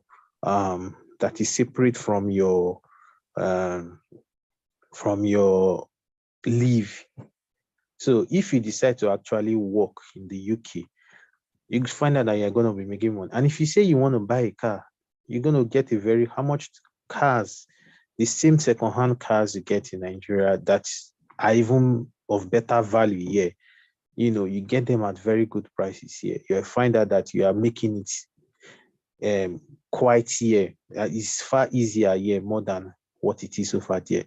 Not as so much as that in the US, but you are making money. Now, the problem with this is with most people when they come into the UK that have found that is that when you've come in, you think that you just want to drop mansions in Nigeria within 1 year or 2 years. No, it's not like that. The way the UK system is that you have enough to take care of yourself. You work and you're comfortable. And one of my colleagues say, within your first 5 years in the UK, you're just working to, stabilize yourself to get some money. You don't expect to be dropping big lands in Nigeria, but you find out that you are growing, you are taking steps. By the moment you have gotten your permanent residency, that's your ILR, you find out that you are free to do whatever you like. You can diversify, you can have a business, you can have a partner who has a business and be making more money. You don't find that you are attached to any hospital at the moment. So this is for the doctors out there. I'm talking to you. If you are there and you want to start the UK process and you don't have the funds at the moment, and you say, okay, you don't want to do it now, or maybe you don't want to try the master's route, just enter structured residency. By the time you become a senior registrar in 1 year, and that's 1 year and or 18 months or 2 years you used to do your junior residency before you come into the UK, you find out that you're going to be starting at a higher level than others. However, it's best you start your process now. This is for those that don't want to start their process now. If it's best to start your process now, because even if you are going to spend 2 years doing residency in Nigeria, whoever that comes in now, by the time you come in 2 years, it's going to make so much money within the 2 years and still be at the same level as you within the next 2 years. So why stay in Nigeria now? It's just best to come in now. Now, what else am I going to be talking about? Yeah, master's routes. I think I've spoken about that some other time in a Twitter session. If you are in Nigeria and you're a medical doctor, and you know that you were unable to book PLAB 1 for 2023, they are going to be booking another PLAB 1 for 2023 by December this year. So if you know you did not book at all, so the whole of 2023 is over for you, the next route is masters. Masters is a very good route, and I'm going to tell you why. I have a colleague of mine who came in via masters because he did not want to write his PLAB 2 and go back to Nigeria and start waiting to get a job before he comes back. So he just used the master's route and came into the UK. He had already written his PLAB 1 already before he came into the UK. So as he started his master's in September, he wrote his PLAB 2 sometime in November, and he was able to pay his school fees while working in the UK. Yeah, school fees of £12,500. He paid it, or paid his rent, sponsored himself. Why he did not start working as a doctor until he finished his master's, even though he has already passed his PLAB 2. Now, after his master's, he opted for the 2-year post-study work, the post-study visa, instead of going for a tier 2 visa. Now, because he's on a post-study visa, he's free to do locum as he likes. So within the next 2 years now, he's going to be earning far higher than those people who are going to come in as a tier 2 visa, because he will go for locum work and get paid higher. He can be going home with as much as £6,000 monthly for just doing normal work without taking extra shift, which is big money right here in the UK. Okay, even as much as 7,000 if he wants to overwork himself monthly after tax. That's big money.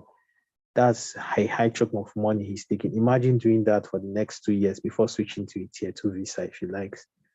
He's gonna make lots of money. So that's for the master's route. And when you come in as a doctor via the master's, okay, let's assume you have not written your PLAB 1 or you have not written your PLAB 2, and you are coming.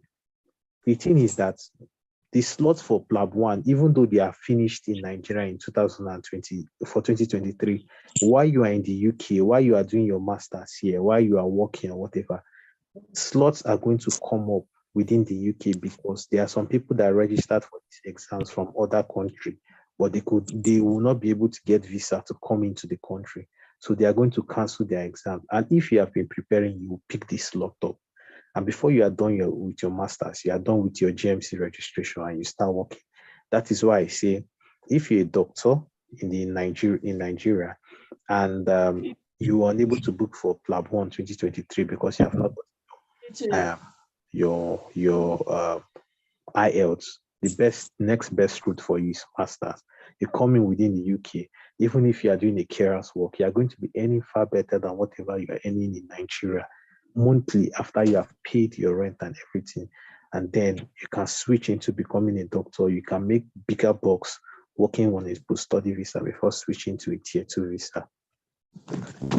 However, if you know you are not ready to come now, go into structured training, go and do residency, move to the senior registrar level. When you are ready to come into the UK, you are going to be starting at a higher level than those that do not do structured training at all. I think I've covered basically everything, so I don't know if anyone has a question. So I just, for a bonus, I was typing on the group, on the chat.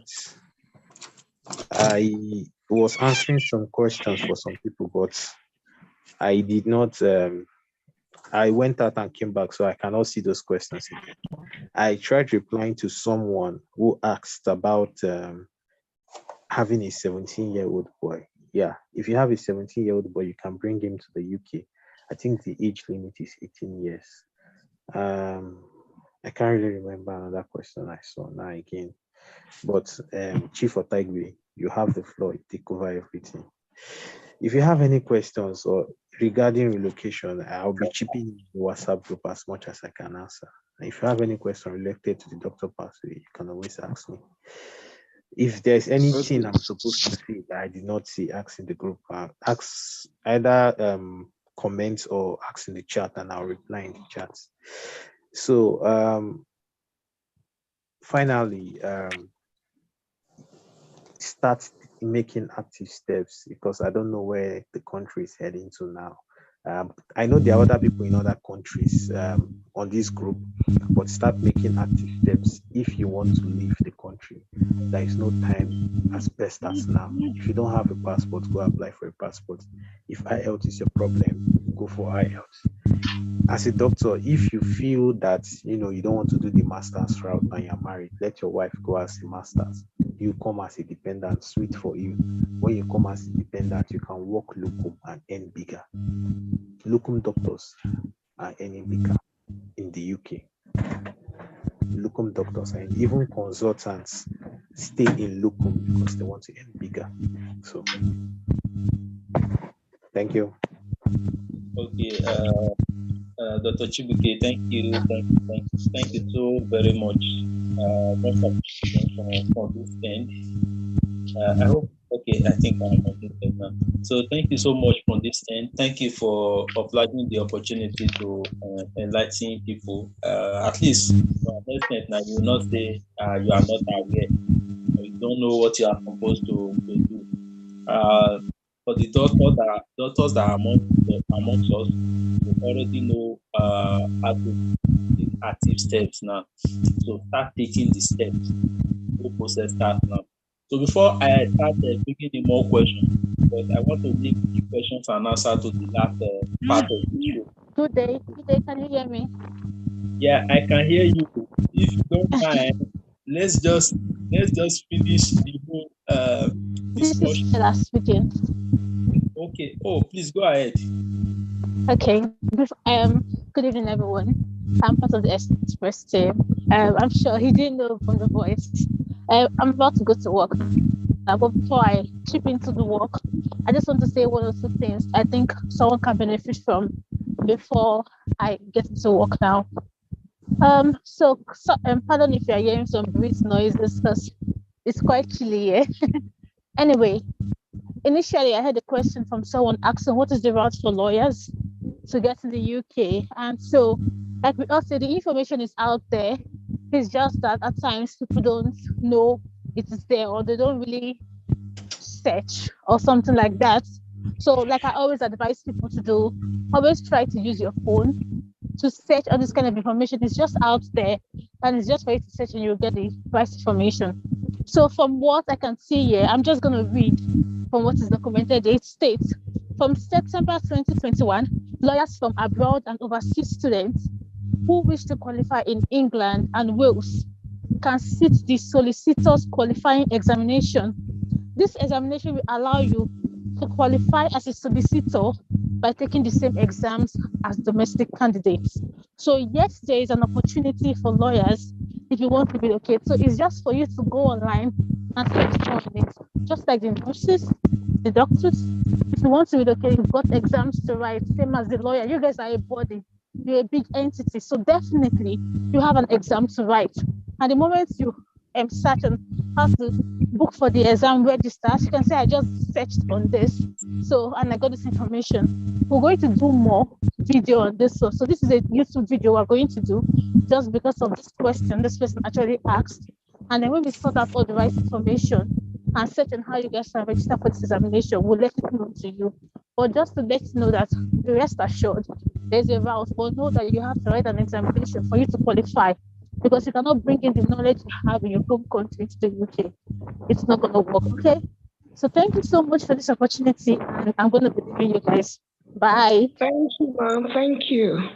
Okay, thank you so much. So that's how it is actually in this journey.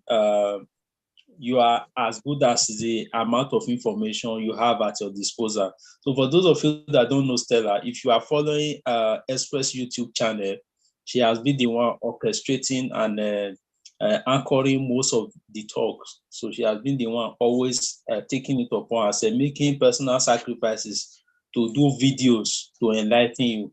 So your whole responsibility, try and subscribe to the channel because it helps the channel to grow and it also gives her the boost to do more with regards to keeping you enlightened.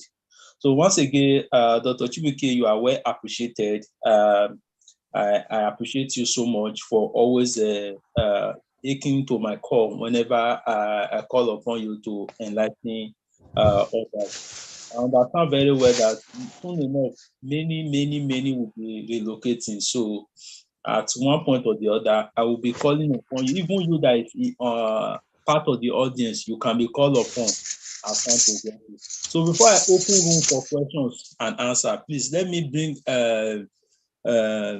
Mr. Temple to the board. Mr. Temple is a radiographer. He's speaking Yoruba for me. I don't hear Yoruba. Me Ogbo Yoruba. Meanwhile, let me bring Mr. Temple on board. Mr. Temple is a radiographer practicing in UK as well. I know that there are so many radiographers in our platform. Oh God. Mute yourself. You are giving me wahala. Please kindly mute. Kindly mute all. Kindly mute all. Anybody wants to ask questions can raise their hand and you are mute. Thank you. I will put that now. Mute all. Done. So everybody is muted now. So Mr. Temple will be next up now. Mr. Temple, can you unmute yourself and give us a sort of an address? Mr. Temple is a radiographer practicing in the UK. There, I understand there are so many radiographers in the house. I would want to know what and what it takes. Although we'll still do a YouTube video and a sort of an interview to make it as comprehensive as you can get. But I believe you seeing him live would be an avenue for you to keep in. And what we're going to be focused on is more like similar to what Dr. Chibuike talked about. So comparing UK practice to practice at home as a radiographer in terms of finance, work environment, and the choice you will make. And also, it will give a rough summary of how he was able to achieve his relocation and what others that are aiming to achieve same relocation can start doing now. So the floor is yours, Mr. Temple, sir. Okay. Good evening, everyone. Good evening, Mr. Ace. Good evening, sir. Thank you for this opportunity and platform. It's an honor. Okay.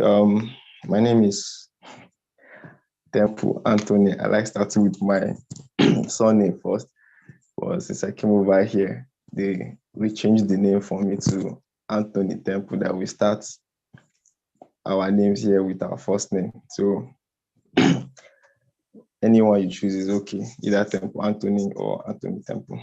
I'm a radiographer and I'm based in the UK now. To be sincere with you, since I've been here, I will tell you nothing but the truth. Life here is okay, life here is perfect. Life here is organized. It's quite unfortunate that over there in our country, because I'm from Nigeria originally, back in our country, we have everything it takes to be what we want to be, to be far better than what is here. But it's just so unfortunate that the leaders we have are making it worse every day. Okay, the topic I have here today is to discuss on, comparing UK practice to our home radiography practice, the finance and then the work environment. Okay. First of all, I would want to from my little talk, I've already briefed that life here is okay, and then they respect the honor as a health personnel, not just a radiographer, just like what our doctor said, and what Mr. used to have said, that even though you're a health care assistant, everybody respects you, even a cleaner in the hospital, even a security, everybody, they respect you. You get that respect is there. Nobody looks down on you. And funny enough, those guys, and even though you look at them like maybe they're just ordinary cleaners, but most of them are big men. They just do those things for the fun, and then they love the passion of helping people out. That's speaking of my own experience. Now, finance. Okay. As our exchange currency rate is actually depreciating and going down in our country, is quite, something bad, something not to write home about. We have band levels over here in the UK, like band 5, band 6, band 7, and then band 8 to upper band for managerial roles. That band 5 is for a starter over this place. But I can tell you what they will pay you as a band 5 radiographer over here. By the time you convert it home, you'll be earning over ₦1 million. You get it's far better, far better. But some persons will say, they will remove tax, they will remove this, they will remove that. To be sincere with you, no matter the tax they remove, if you know how to plan your life, because life is all about planning and setting goals. If you know how to plan your life, you'll be able to do well. You'll be able to do well and achieve a whole lot. Our doctor said earlier on that the problem we have as Nigerians is when we come over here, we'll be like, within 1 year, we don't build house, build mansions, scatter the floor, show them say we don't enter. You get within 1 year. Yeah, it's not usually like that. If you have a good plan, you'll be able to take some time, settle down properly, have a good grip of the system, and then be able to do so much back in the house. So finance, like starting with, we have different level anyways, different level back home that are different pay. But I tell you, for a starter, I've just got like 3 years experience now. 3 years experience, but for a starter, what you will earn here is far better than what you will earn at home. You get, and then the respect and the much values you will get in this place is far better than home, because home they might just treat you like they are doing you a favor. But here, even in the last place where I worked, a patient can slap a health personnel, or maybe bully a health personnel, and nothing goes on, nothing happens. You understand? Nothing happens. Especially, it is even worse in the private center. But here, bully to a staff is highly prohibited. They will take it far. They will take it far for you. So, and then the working environment here is super fine. I don't know if I'm making any sense so far with what I'm saying anyways. But as regards relocating to the UK as a radiographer is quite a simple step. The only thing you just need to do is just to have a good plan. You might say the money is not there, the money is not here now, this one and that one. Well, first of all, you thank God that you're health personnel, and then you have job that you're doing, or you have the work that you're doing. And just like Mr. East earlier said, some of us are blessed, especially the health personnel, they are blessed with the fact that we have to do our internship first. And internship is a really great platform for you to maximize that money you're having and then use it for your relocation. I'm a living testimony to it. Mr. East, he was there when I started the whole process. So, about how far I have come. You know, one, in this journey, you must always think positive. Two, you will have a strong plan. You get. Three, you always seek for right information from the right people. Right information for the right people. You get. And then the fourth one, you will start from where you are. You don't need to wait big. Just start from where you are. My process started when I discovered that the first thing I need to do was to just get my international passport. Now, some people will be like I said, this planning. Like I structured myself. I know, okay, I need this one.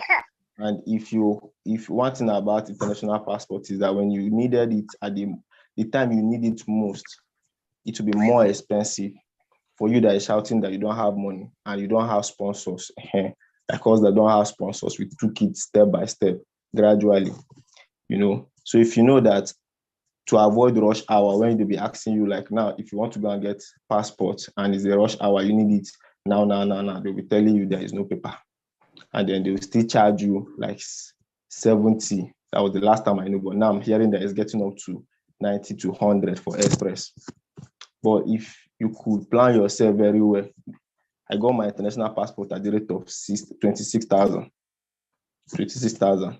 I gave it 2 weeks. They said no passport. I said, wait, I will wait for paper. After 2 months, they told me that my stuff is out. Then I move on to the next one. Then from the next one to the next one, from the next one to the next one, see, I get everything without much of a sponsor. And the funny thing about having a good plan is that once you start achieving your success from the little you have, from where you are, you will see I don't know how God will do it. Other forces will just come and then you get assistance. So it's better you start and then help will come than not starting at all. And then you now be like, okay, let me wait when I have all the money, which is not possible. And with the way things are going on in Nigeria now, every day inflation is going high. Everywhere, everything is just going on a high rate. You understand? To be difficult for you, except for you who have worked so far and you've got so many properties to sell, and then you can sell and then make more money and then actualize your dream at a very faster rate. Well, with that, so let me just run down on everything you need to do or you need to get before you come over to the UK as a UK radiographer. First and foremost, you need to get your international passport. And then once you get your international passport, you move on to get your, I call it international license. The international license, we call it HCPC. That HCPC, they call it Healthcare and Professional Council. So it's like an international body for the United Kingdom, where all health personnel are being registered, apart from doctors and nurses. You get. So for you to register and get that international license, you need to register with HCPC. And to register with HCPC, you need to get your course form from your university. Now, your university will get this course form. You will print the course form from HCPC and give to your school. Because of the high popularity now, most universities has this course form. So you just call your HOD that, sir, please, I want to register for HCPC and I need the course form. So the person will fill the detail of those course form is to feel that maybe for us that is for 5 years course, like my course is a 5-year course, they will now fill all the course you've done from your year 1 to your year 5, which is your final year. And they just want to see it because I think our course curriculum in Nigeria is similar to the course curriculum in the UK. So they just want to know what you've done and to know if what you have as your course form and your course form is similar with what they do here over in the UK. So once you get that course form from your HOD, then you can now with your international passport, your license. Okay, another thing again for radiographers is that I think some of us, we need to do our NYSC. We need to finish sorry, we need to finish our internship first for you to have your permanent license in Nigeria. Because once you finish graduating, you do your induction. So once you do your induction, they'll give you a provisional license. So now that provisional license is what you use to look for internship. And then when you do your internship, and on completion of your internship, like when finishing your internship, as you finish your internship, you need to get a letter from the hospital where you did your internship, and then you send to your board with some other documents like your logbook and the letter from the hospital specifying that you're done with your internship and this is what you did in the hospital. So they will now give you your permanent license. Like for myself, I knew that this is what I'll be doing. So by the time I just finished my internship, I just got my letter immediately. I just sent it straight away. When I sent it straight away to my board to get my permanent license, like a registered radiographer now in Nigeria, that's the license. I was able to now gather it. So with it, the international passport, my course form, and the HCPC application form, because you fill a form, you know, you want to register for your license now, you fill a form. So with it and with the form, you send to HCPC. But the good news now is that they don't do the paper documentation again, because like during my time, I had to gather this form and then send them through DHL. But now everything is done online. Initially, it was online, but I think due to one or two stuffs, and then they said the international application was so much, so they had to now, and then, you know, some fake things when I come in, so they had to do paper, they had to do delivery. So you post and DHS will deliver it, and then they will scrutinize this document and then get back to you with your license number. But now the good news is that they do it online, so everything is now online. So once you get all these documents, your international passport, you get your history, your course form, and then your, what do they call it, your license, and then your proof of address. Your proof of address can be either your bank, that is your bank statement of bank, which carry your address, your current address. So with all these 4 documents, you'll be able to, you know, apply for HCPC. So actually, HCPC takes like roughly 3 months if you apply properly, if you follow everything up properly.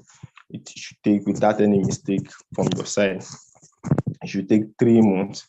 So after 3 months, they will get back to you with the whole process. So that within that 3 months, once you submit or send your application, they will ask you to pay what we call scrutiny fee. So once you submit your application immediately, you will need to pay a scrutiny fee for them to scrutinize your documents, like the things you submit to them, so that they will now do it like a check. They do a check on you, and then to be confirmed that yes, this person is actually what we want. Like you've gone through our guidance, you've gone through our policy and everything, and then we know that you are fit.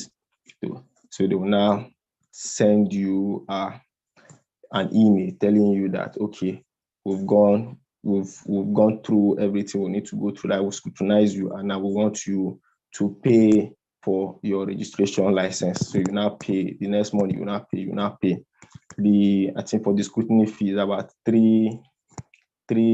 is 539 pounds, 539.65 pounds. But I'm hearing now currently that they want to make some changes, like some increase on them. And then we've got for the registration proper, you now pay about 90 pounds and 190 pounds in order to get your license. You get, so if everything should go proper, normal, you'll be having just 3 months to get your international license. So with your international license, the next thing you will now start to do is to scout the job. Can you hear me? Yes, we can hear you, boss. We can hear you. Thank you so much. Let me quickly appeal because of the time, and a lot needs to still be done. I want to quickly appeal. We are going to host you, we're going to host you on YouTube. It will be like a separate video. It's going to be videographer pathway. So Yeah. It's a whole lot of process, a whole Yeah, lot it's a of whole lot. explanation to do, honestly. It's a whole lot. So we are going to specially host you. We are going to specially host you, and by God's grace, we'll be able to discuss this further. And hopefully, for those that are still in the process, we'll be able to get them enlightened. Because most people, most radiographers that come to my contact, they always ask, I need to get 10 years experience. I need to get 15 years experience. You don't need. I need to get 20 years experience. At most, so 1 year. So 1 year is enough. So that's basically. So once again, I appreciate you for turning up. Thank you for everything. Thank you, boss. It's actually a pleasure. I'm also glad that you are living your dream. You actually relocated. At least that's one hurdle crossed already. So we're also glad that we are part of your success as well. All that really matters is let many. You at least you turned up now to enlighten others. If we can keep doing this, for our colleague back home, I believe before you know it, you see now the Prime Minister of UK, Sunak from India. It didn't just happen suddenly. It is something built over time. So they've been helping each other before something like that can happen. Who knows? The Prime Minister of the next UK to come, it just be you and I. In Nigeria. Okay. It's a dream. I appreciate you, Mr. Temple. So before I open room for questions, as I said before, we have so many persons to still introduce. Mr. Rafe just gave me a feedback now that is online. There's somebody, as I said before, there's somebody to cover Ireland for us, and there's somebody to cover US for us.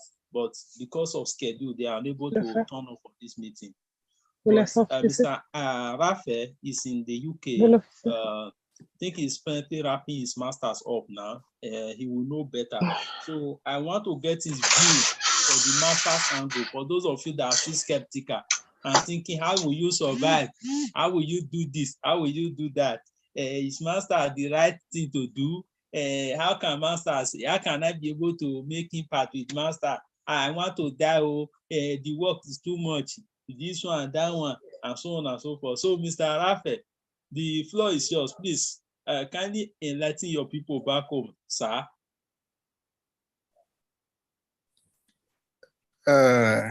Thank you, Mr. Ahis. Thank you, boss. Hope you can hear me clearly.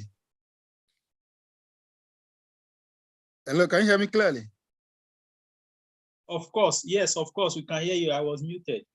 Okay. Well, thank you for the opportunity.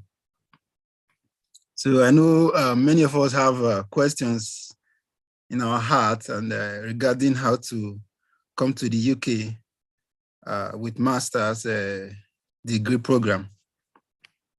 You know, I was once in the same shoe with so much questions like, how am I going to do it? How am I going to combine my studies with work and be able to pay my school fees, you know, do the school work and everything? So it wasn't really easy for me to make the decision coming, but today I can vividly say I'm very glad making that decision. Roughly, I'm spending over a year now and roughly rounding up my program. And it has been a smooth sailing journey, to be frank.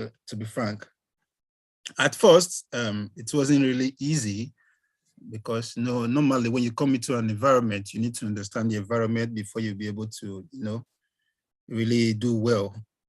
So when I came in, though it was during COVID, so there were still some COVID restrictions and all that. So, but not too long after that, I was able to, stand my ground and I was able to do well. First of all, I know many persons will be asking, is it a good decision to come here and do masters? And is it something that is possible? To answer that question, yes, it is a good decision. And it's UK a good place to go to for your master? Is it a good place to be able to, do your masters and still work? The answer to that question, is truly, UK is one of the best places you can have a good education and a good working experience. And in one of the country that when you come, I know of many persons that within 2-3 days they started working. So it's hard for you to get other countries like that you just come into a country and 2 days, 3 days, you started doing something. But when you're in UK, you can do that. I know many persons like that. So, and talking about your studies, it's not like back in Nigeria where you are being bored with so much workload, read this material, read this textbook, read this one, do this one. No, it's not like that. So the education set here is a bit flexible and a bit of student-centered education. So like for me, when I newly came, I only go to school twice in a week. So I still have 5 days to do other things. So you can see how flexible it is. So now I don't even go to school. I only have my project supervisor, maybe 2 hours in a week. And we just meet, discuss on how to get the project going, and that's all. So it's very flexible. You can do what you want to do. You can have time for your work and all that. So that's that about that. And talking about if it's possible for you to pay your school fees, it's very, very much possible. Very, very much possible. I know of many persons that just came in and every week they end up to about minimum of, let me see, 500, 600 pounds. So many persons like that. So within a month, they can end up to about a minimum of, let me say, 1,800, 2,000 pounds. So, and they are still able to save for their school fees. So it is very much possible to survive here as a master's student. And another thing is that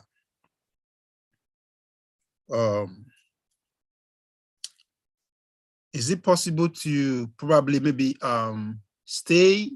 Yeah, it's possible to stay after your master's degree. So, and one thing is that, many persons, when they have understood this and they want to come, they don't make inquiries of the school to go to, the city to go to, they just jump into any school and they come and they end up suffering.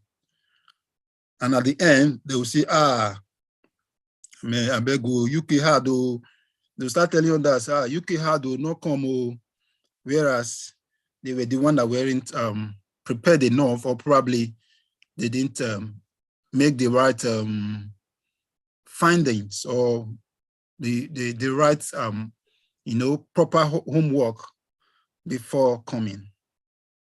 So before you come, it is very, very important that you have someone here, then you talk to the person, like the school that you can apply for, the course and all that. Is very, very important to discuss that before starting your master's degree journey to UK.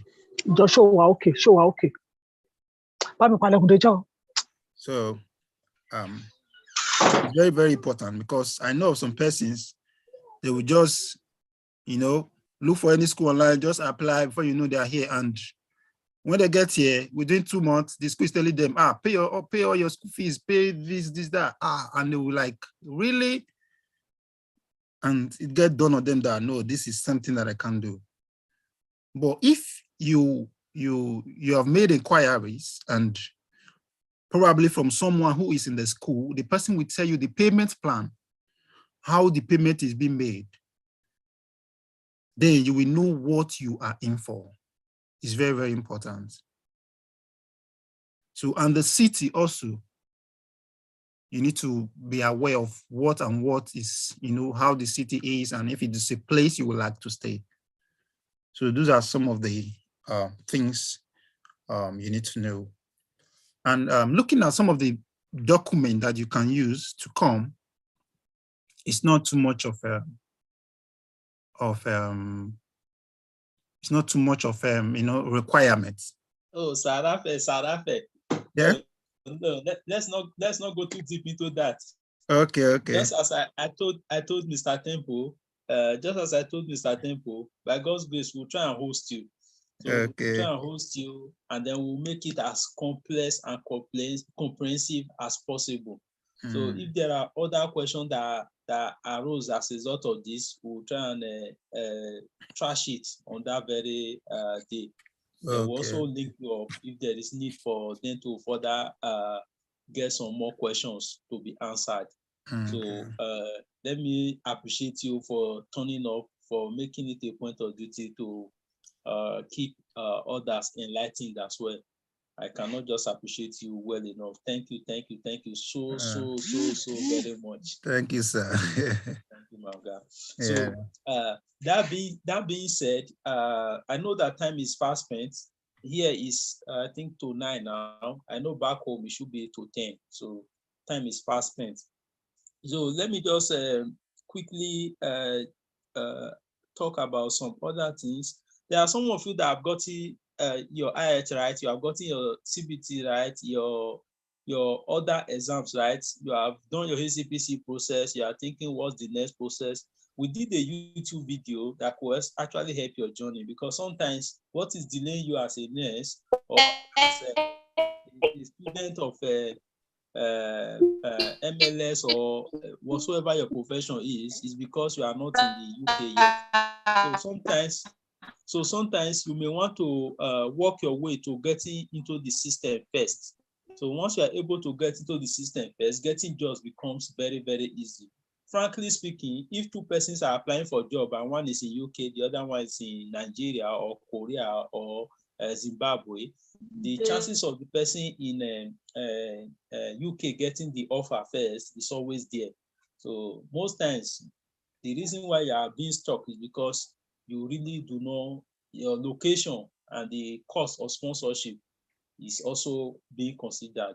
So that being said, we've done a YouTube video on that. Try and watch it and keep yourself informed. You cannot really exhaust everything online, and that's just the plain truth. Now, one thing I quickly want to chip in before I open rooms for more questions is this. Some of you may be wondering, is work experience relevant to your practice in the UK? Is NYSC relevant, and so on and so forth? The truth is, NYSC, are you hearing me? NYSC is inconsequential because it's only vital in Nigeria. It's not useful anywhere in outside the country. Sometimes you may decide to use it and say, oh, it's your work experience. That's the only area it is important. So if by chance you are starting your relocation journey, or you are just starting and you are thinking, should I do this NYSC, should I not? It's not relevant. It's only relevant, maybe you say, oh, you want to use it for political career in your latter stage of life. You understand? Or you have a career you are chasing that say, oh, NYSC is a prerequisite. Other than that, it's not really necessary. But sometimes you understand very well that there are some professions that require that you need to do your NYSC before you be able to get your license. So in that case, that's when it is kind of paramount. But there are also a couple that I know very well that they are able to extract their license from their school even without getting their NYSC sorted. So if you are in that position, get your license and start your relocation journey. That's very important. Now, for those of you, if you are by chance still having challenges with IELTS matters, by God's grace, we are starting task 2 tomorrow. So those of you that are already part of what we are doing, we start together, and we hope to change your bar score positively. For the doctors, the nurses, whatsoever profession you belong, we are fully here to help your journey. Truth is, you heard Chibuike giving his analysis, you heard Temple giving his analysis. There is no token you can give us that can be what is motivating us to do what we do. It's never going to be enough. You understand? You cannot pay anybody 1 million that is already any over 1 million, and you think you are paid that person anything, nothing. So always have that at the back of your mind. And once you are in this journey, be dedicated, have it at the back of your mind that one day you are going to be called upon to also help others as well. And once that day happens, please don't turn us down. So we'll open the floor now for all the questions that you have. Let's begin to take them one by one. And let's see how many will be able to get addressed. Thank you so much once again. The floor is all ours now. Unmute yourself and ask your question. Okay. Good evening, sir. Ask your question. Thank you. Good evening, sir. Can I proceed? Hello. Hello. Hello. Good evening, boss. Yes. Good evening, ma'am. Kindly proceed. Okay. God bless you so much for this enlightenment. I appreciate it highly, and I can't take it for granted. God bless you indeed. Please, my question is, meanwhile, I am Mrs. Hope Achara. I'm speaking from Nigeria. Okay. There's this gist about relocating to Jamaica, and the gist had it that in Jamaica they don't need IELTS, neither do they need a CBT. I'm a nurse by profession anyway. Yes. And that when you work there for a year, the chances are that you can now relocate to UK or America. I don't know how true that is. Please, what is your take on it? Then the next question I had wanted to ask is about for somebody who has passed the IELTS, the steps the person will take in getting a job. But I think you have hinted on it a little while we were talking. So if you can buttress that more, I will equally appreciate it. Thank you very much. Okay. Thank you so much for your questions. I will just keep the address since it's 2 questions. Number 1 is the nurses pathway to Jamaica. We plan on doing a sort of a YouTube video on this as well, so that you will be well enlightened. You see, the thing is, there are so many countries in this world that are considered to be English speaking. So when you move from that country to UK, you will be seen as somebody that have learned in English speaking environment. So they don't require you to go through the strenuous process of proving your English proficiency. And that is where countries like Australia, Jamaica, and so on and so forth comes into play. Australia is very far away. You understand? So most times you cannot exploit that option. Ireland is also one country. So if you are practiced for Ireland within certain duration, you don't need to do IELTS process before you can get to UK. But Ireland require IELTS. But on the other hand, Jamaica, it's not today, it's been happening for quite some time. So Jamaica is regarded by the British as English-speaking nation. So what many African countries do, they move to Jamaica, they get 1 year experience in Jamaica, because the NMC rule says if you have practiced in a certain country that is English speaking for a year, you are liable to work in the UK. So what you just do is you go to Jamaica, you practice for roughly a year, and then you move ahead and come to UK to begin to practice as a nurse. That's basically it. Now, the whole thing has its pros and cons. You understand? Now, the pros is obviously as you eventually make your relocation possible, with time, you already know that roughly in a year or so time, you'll be able to continue your journey. So that's basically the pros. Now, the cons is if you have opportunity to relocate directly to UK first, so there's no point first of all going to Jamaica before coming to UK. Now, if you ask me, is it a right decision to make? I know of a friend of mine that is basically running the program. Because this is a live space, I wouldn't want to start mentioning him. If you ask me, is he a reliable person? Is he a this or is he a that? He's a very close friend of mine. So, of course, he's reliable. So it's reliable. He cannot obviously dupe you because of his reputation. So just like we cannot come and put anything up that we know that is not legit. So that's how it works. So once you work in the Jamaica for a certain period of time, then you can then proceed and take it a step further to start working in the UK. You will not need IELTS.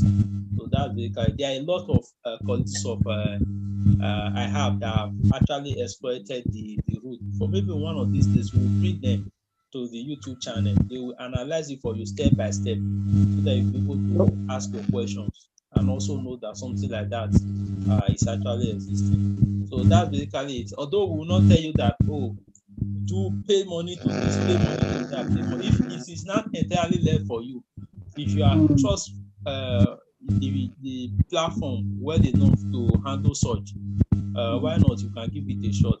But if you have your own doubt, you can also express your doubt.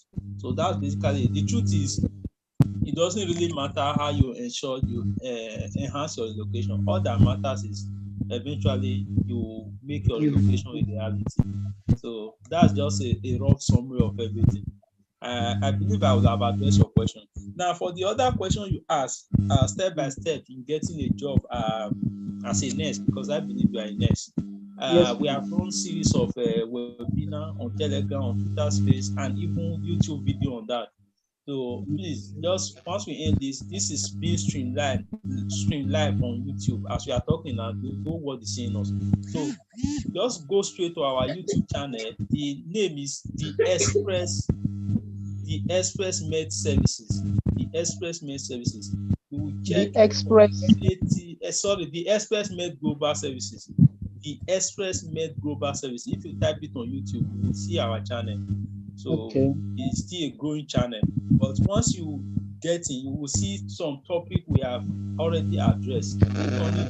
It's usually anchored by Stella. So you will see her trying to break down every part that you need to know with regards to relocation matters. And don't forget to always subscribe to the channel. As I said before, it helps the channel to grow. It's the only little thing you can use to boost our morale, to continue to offer useful services that will help you and help your journey. Thank you so much. I think somebody is raising his or her hand. Please, God bless you real good. I appreciate highly. Thank you very much. Thank you so much, man. Thank you so much.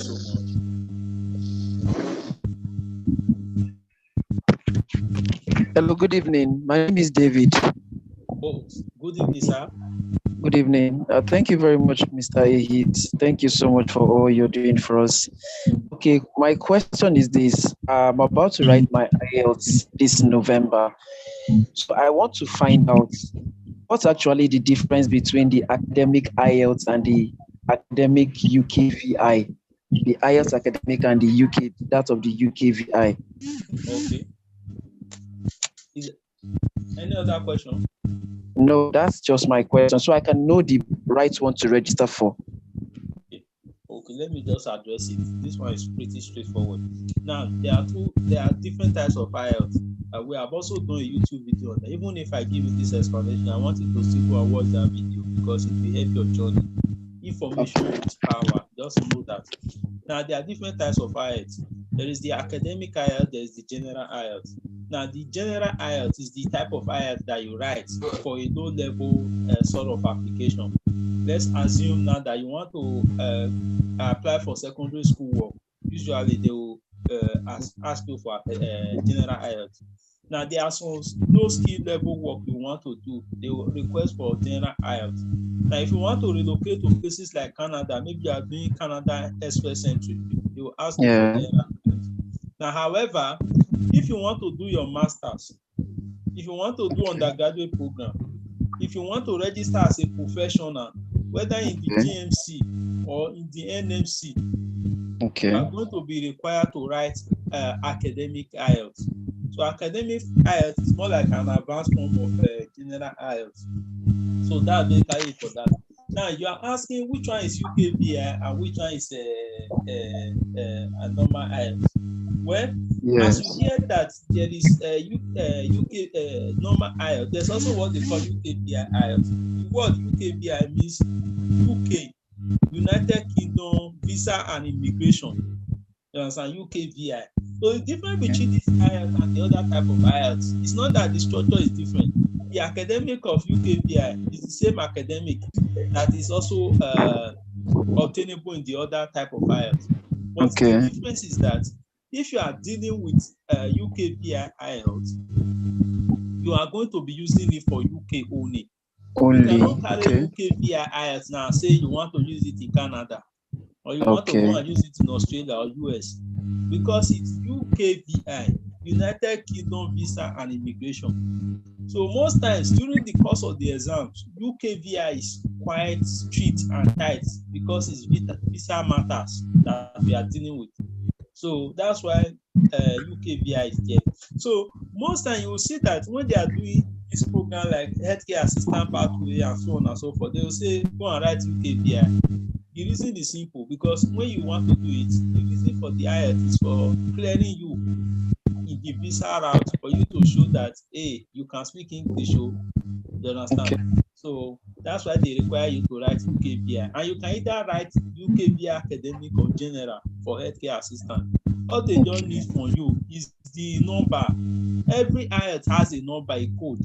So once you get to the visa processing body, they will tell you that, okay, where is your result? They will now put the code. Code will automatically tell them that this person has written UKVI. They will not say, good, this person has done the right thing. So if you are not going to write normal IELTS, that is not UKVI, they will not look at you and say, this one has common. So that's why we told you that if you want to write IELTS and you are thinking either you want to use it for you are a doctor, you are not too sure of yourself. You are a nurse, you are not too sure of yourself. We always advise you, when you want to register for IELTS, register for UKVI Academy. Simple. So if you register for UKVI Academics, if you pass, good, you use it for your professional verification and registration, and you come to the UK as a worker. Now, on the other hand, if, for instance, you didn't pass very well, you cannot pass to the point that you will not get 444, except you refuse to go through lecture, or when they were teaching you, you were looking at them and seeing that they are doing magic. So if you go through, you see that you'll be able to score like 444 or 4 and above. And what does ACA need? 444, at least 4.5 in total. So if you're able to score 4.5 in total, you wrote UK Academic VI, you use it to do your ACA. In win-win situation, you eventually relocated or you relocate as an ACA. So once you get to the UK, you begin to practice as an ACA. At your company, you begin to write another IELTS. So if you write it and you eventually pass, they will switch. It's not like back home, they will tell you that, you came in as an ACA, you must work as an ACA forever. You must work. No. Shit. Once you finish you are able to get it right, you get your profession, you can always swap. What's that will happen? You pay those people off. How much did they spend to bring you? What's come to what? £2,000, £3,000. Is that what you cannot pay? 2 of your salary, 1 of your salary, 1.5 of your salary. You has covered those things. Give them their money, and then you move on with your life. So that basically people swap trust. So I hope that addresses your question. Yes, sir. Thank you very much. Right, thank you very much. Any other questions? Hello, sir. Yes, ma'am. It's not Sawani. Yes. Please, I want to ask the uncle that talked about universities and the cities. Please, can you tell us more about universities that someone can apply to for MSc? Okay, Mr. Rafino, I don't know if you are still online. She's asking which university. Don't ask such question. Which university you can apply for? Ask for which cheap university you can apply for. What in which university? Yes, I'm asking based on what he said. He said yes. Some people just go and apply to any school that can just start urging you to come and pay your passport. So definitely there are some specific universities that give you that preference to pay at your pace. So that's why I said, can you just tell us some of these universities? Okay. Mr. Raphael, if you are still online, if you are not online, there's no problem. We'll bring him back on. Like we'll bring him on the YouTube channel and do a complete video. I'll do a complete video with him. So I'll jot your question down now. Once we hold a meeting with him directly, those questions will be answered. Question that we are going to focus on is what are those cheap universities that we could be applying to? What are are their potential fees that we should be paying attention to? What should we be looking out to before choosing a university? Because it's more like an expert in that regard. So thank you so much for your question. So we'll keep it noted. Any further questions? Hello. Please, I have a question. Good evening. All right, please go ahead. Okay, my name is Destiny. Please, I want to ask, so I don't know if I should call it a personal question though. Yes. For people that have passed their IELTS, then passed their, even the CBT itself is at the verge of expiring. Is there any other way other than the usual way of job application? Because majority of my colleagues, they will say unfortunately. So we don't get, and then some people will tell you I applied 200 and something jobs. Like how? Okay, that's the thing. It's not how. Please. It's not how. Even I that is talking to you now, when I was doing my own, I think my own self go back 300 or something if I don't lie you. But the thing is, it's all about having strategy. Yeah, I have strategy. You see, when you go to various spaces, we are not really the best when it comes to talking. But when you go to various spaces, you hear people tell you that when you write supporting information, don't use one supporting information to apply for 2 jobs. Don't use this one, don't use that one, don't do this one, don't do that one. Then they will not be wasting time drafting one supporting information to another. There's something we are working on now. Soon enough, we are trying to start helping people to apply for the jobs so that it will be much easier for them to get the offer, since it's too difficult for them when they are applying by themselves. So by God's grace, we'll start that very soon. We'll be applying for the job for the people. Now, look at it from this angle. If you are working with, let's say, Trust A is Royal Banshare, Trust B is Royal Manshare, and Trust C is Royal Canshare. Royal Banshare is in Liverpool, Royal Canshare is in Sheffield, and Royal Manshare is in Manchester. You have a structured supporting information that have been structured to attend to questions that relates to working in the medical line or in the emergency and let's say emergency department. Now this vacancy is in the emergency department. Instead of you to just use the same supporting information to apply to these various trusts, you are thinking because you apply to this particular trust, you need to adjust it to apply to trust B, to attach to trust C. As if various trusts will come together to begin to analyze your supporting information. And oh no 2 trusts come together. As trust A is doing their own, trust B is doing their own, trust C is doing their own. It doesn't concern trust A trust. That's what wastes people's time. 200 application, I can give you 200 application within a 2-3 weeks. 200 applications don't go, because in my time when I was doing the target was 10 to 20 applications per day. If you message me today, it's part of my recommendation to everybody, 10 to 20 applications per day. If you follow the thing of I will edit the application to suit this. See, if you have been applying for job regularly, you will know that this is what most trusts always ask for.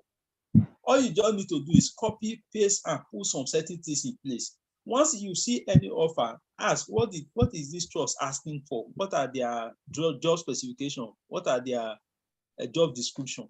Copy those things, post it there, send it. Copy, post, send. Now, there are other options. If these options is not working for you, the option is, the reason why you are not getting that job quickly is because you are still back home. So you could decide to use the alternative. And what is that alternative?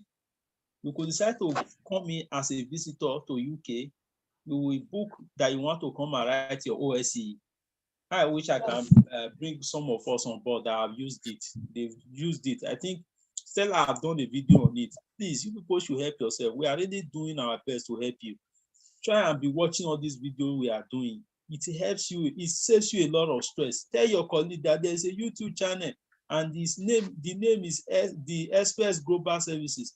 Let us launch such sub into it. It doesn't take much. So you will realize that once you come into the UK as a visitor, you want to come and do your OSCE. Once you have done your OSCE and you get your NFC PIN, once you just apply for application, they will just give you the offer. Ask me why. Because most trusts are running away. Recently, my friend changed our trust. As he was applying for job, he doesn't need to apply for 10 before he get offer. You understand? But if you are home, you apply for 200, 100, you'll still be waiting for offer. But if you are here, you will not apply for someone because they will be thinking, oh, there's no more stress for them. They don't need to think of bringing the person from wherever he is to UK. They don't need to think of paying expenses. So those things, they will not put it together, repackage it and say, okay, this one that's already here, let's give this one the offer. You see in your process of registration, they will ask you, have you gotten your NFC PIN? You understand? Some of you will say NFC registration, apply for and something like that during that application phase. So if you have all those things available, you have come to UK as a visitor, you wrote the NFC OSCE exam and you have gotten your PIN. My dear, straight ahead, you have gotten your job. The truth, what I always advise you is, once you have passed your IELTS, you have passed your CBT. If you miss to borrow or tell your papa to sell land, sell it. Sell land. When you come, you will buy the land in Lagos, not even where it was before. You get. So that's just the plain truth. You can start selling things once you have passed your IELTS and then pass your CBT. If you are a nurse, if you are a doctor, once you have passed your Plan 1, you have passed your IELTS, and they say sell. You understand? If masters are doing it, in spite of the fact that they have school fees to pay, you that don't have school fees to pay, uncle. So that's basically. I hope that addresses your question. Hello, good evening, sir. Yeah, good evening. This is Mr. Basi calling from Nigeria. Okay, nice to meet you, sir. Thank you. Please, my question is this. Approximately, like how much will someone who want to relocate to UK need to process UK visa, transportation, and possible accumulation for 1 month? As a what? As a healthcare assistant.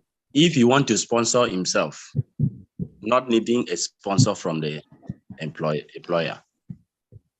Okay, as an healthcare assistant. Yes, as a healthcare assistant. Okay. Now the thing is, when it comes to healthcare assistants, the thing is first of all getting the job. The reason why people sought for help is not because they want help. It's basically because most times job is difficult to come by because we're not in Nigeria. See all these healthcare assistants we are talking about now. It's easier for those doing masters to get healthcare assistant job. In short, that is basically what they thrive on. You understand? They just do it as they apply that they get them. You get. But for somebody that is coming from diaspora, how can I estimate? Oh, sorry, there's no problem. We've done a video on that already. So let me not carry headache. We've done a video on that where we analyze the cost, the healthcare assistant, and everything. The title of the video is Relocate as an Healthcare Assistant. Is in this very YouTube channel now. Me, I'm on Zoom. I believe many people are joining us on YouTube. So it's on YouTube. Just go straight to search it. You will see it. Take your time and watch it. The cost and everything has already been analyzed. So is there any other question? No, thank you. All right, thank you so much. No, Do we have any Caribbean. questions? Okay.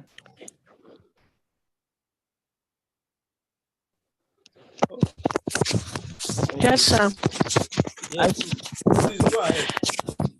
I've asked a question. Ben Ibrahim, I've had a question before, but you said after the class we should come and ask. It's about this change of name. Like my passport, there's my husband's name on it, and I just applied for license renewal now. So a colleague was telling me that I have to do change of name on my license. And earlier on, you said in change of name is not really important. All what they need to get is marriage certificate. So I'm a little bit confused. I don't know. Maybe you can explain. What I said is the truth. What is necessary is your marriage certificate. So since you have done your marriage certificate, you have your marriage certificate. Anything you just need to do is attach your marriage certificate to it. They will see that the name have changed. So there's no point doing all the unnecessary. Or better still, if it's possible, you could decide to still charge Stella up, because all these things I'm giving you is based on UK standard, because UK are not so much bothered about all these things. So I don't know what NMCN does sometimes. So my knowledge is also limited. So you can just pop a message to Stella. She will be much more enlightened to keep you educated. All right. Thank you very much. All right. Thank you. Do we have any other question in the house?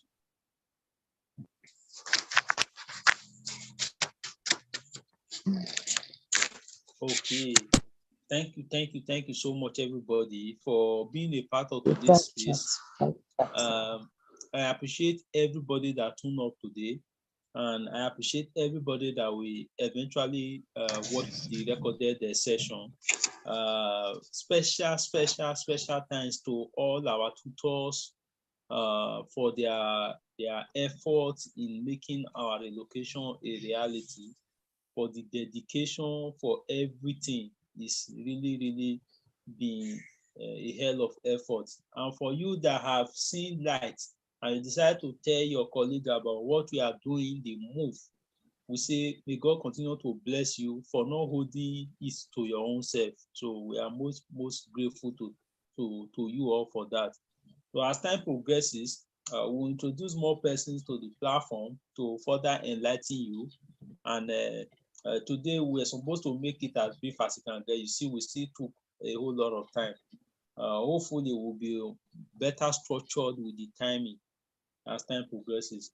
So once again, I want to appreciate everybody, all of you, all our guest speakers in the house. I appreciate you all. If you always have area that you want us to speak on, go to our channel and let us know about it, and we'll be glad to be able to help your journey.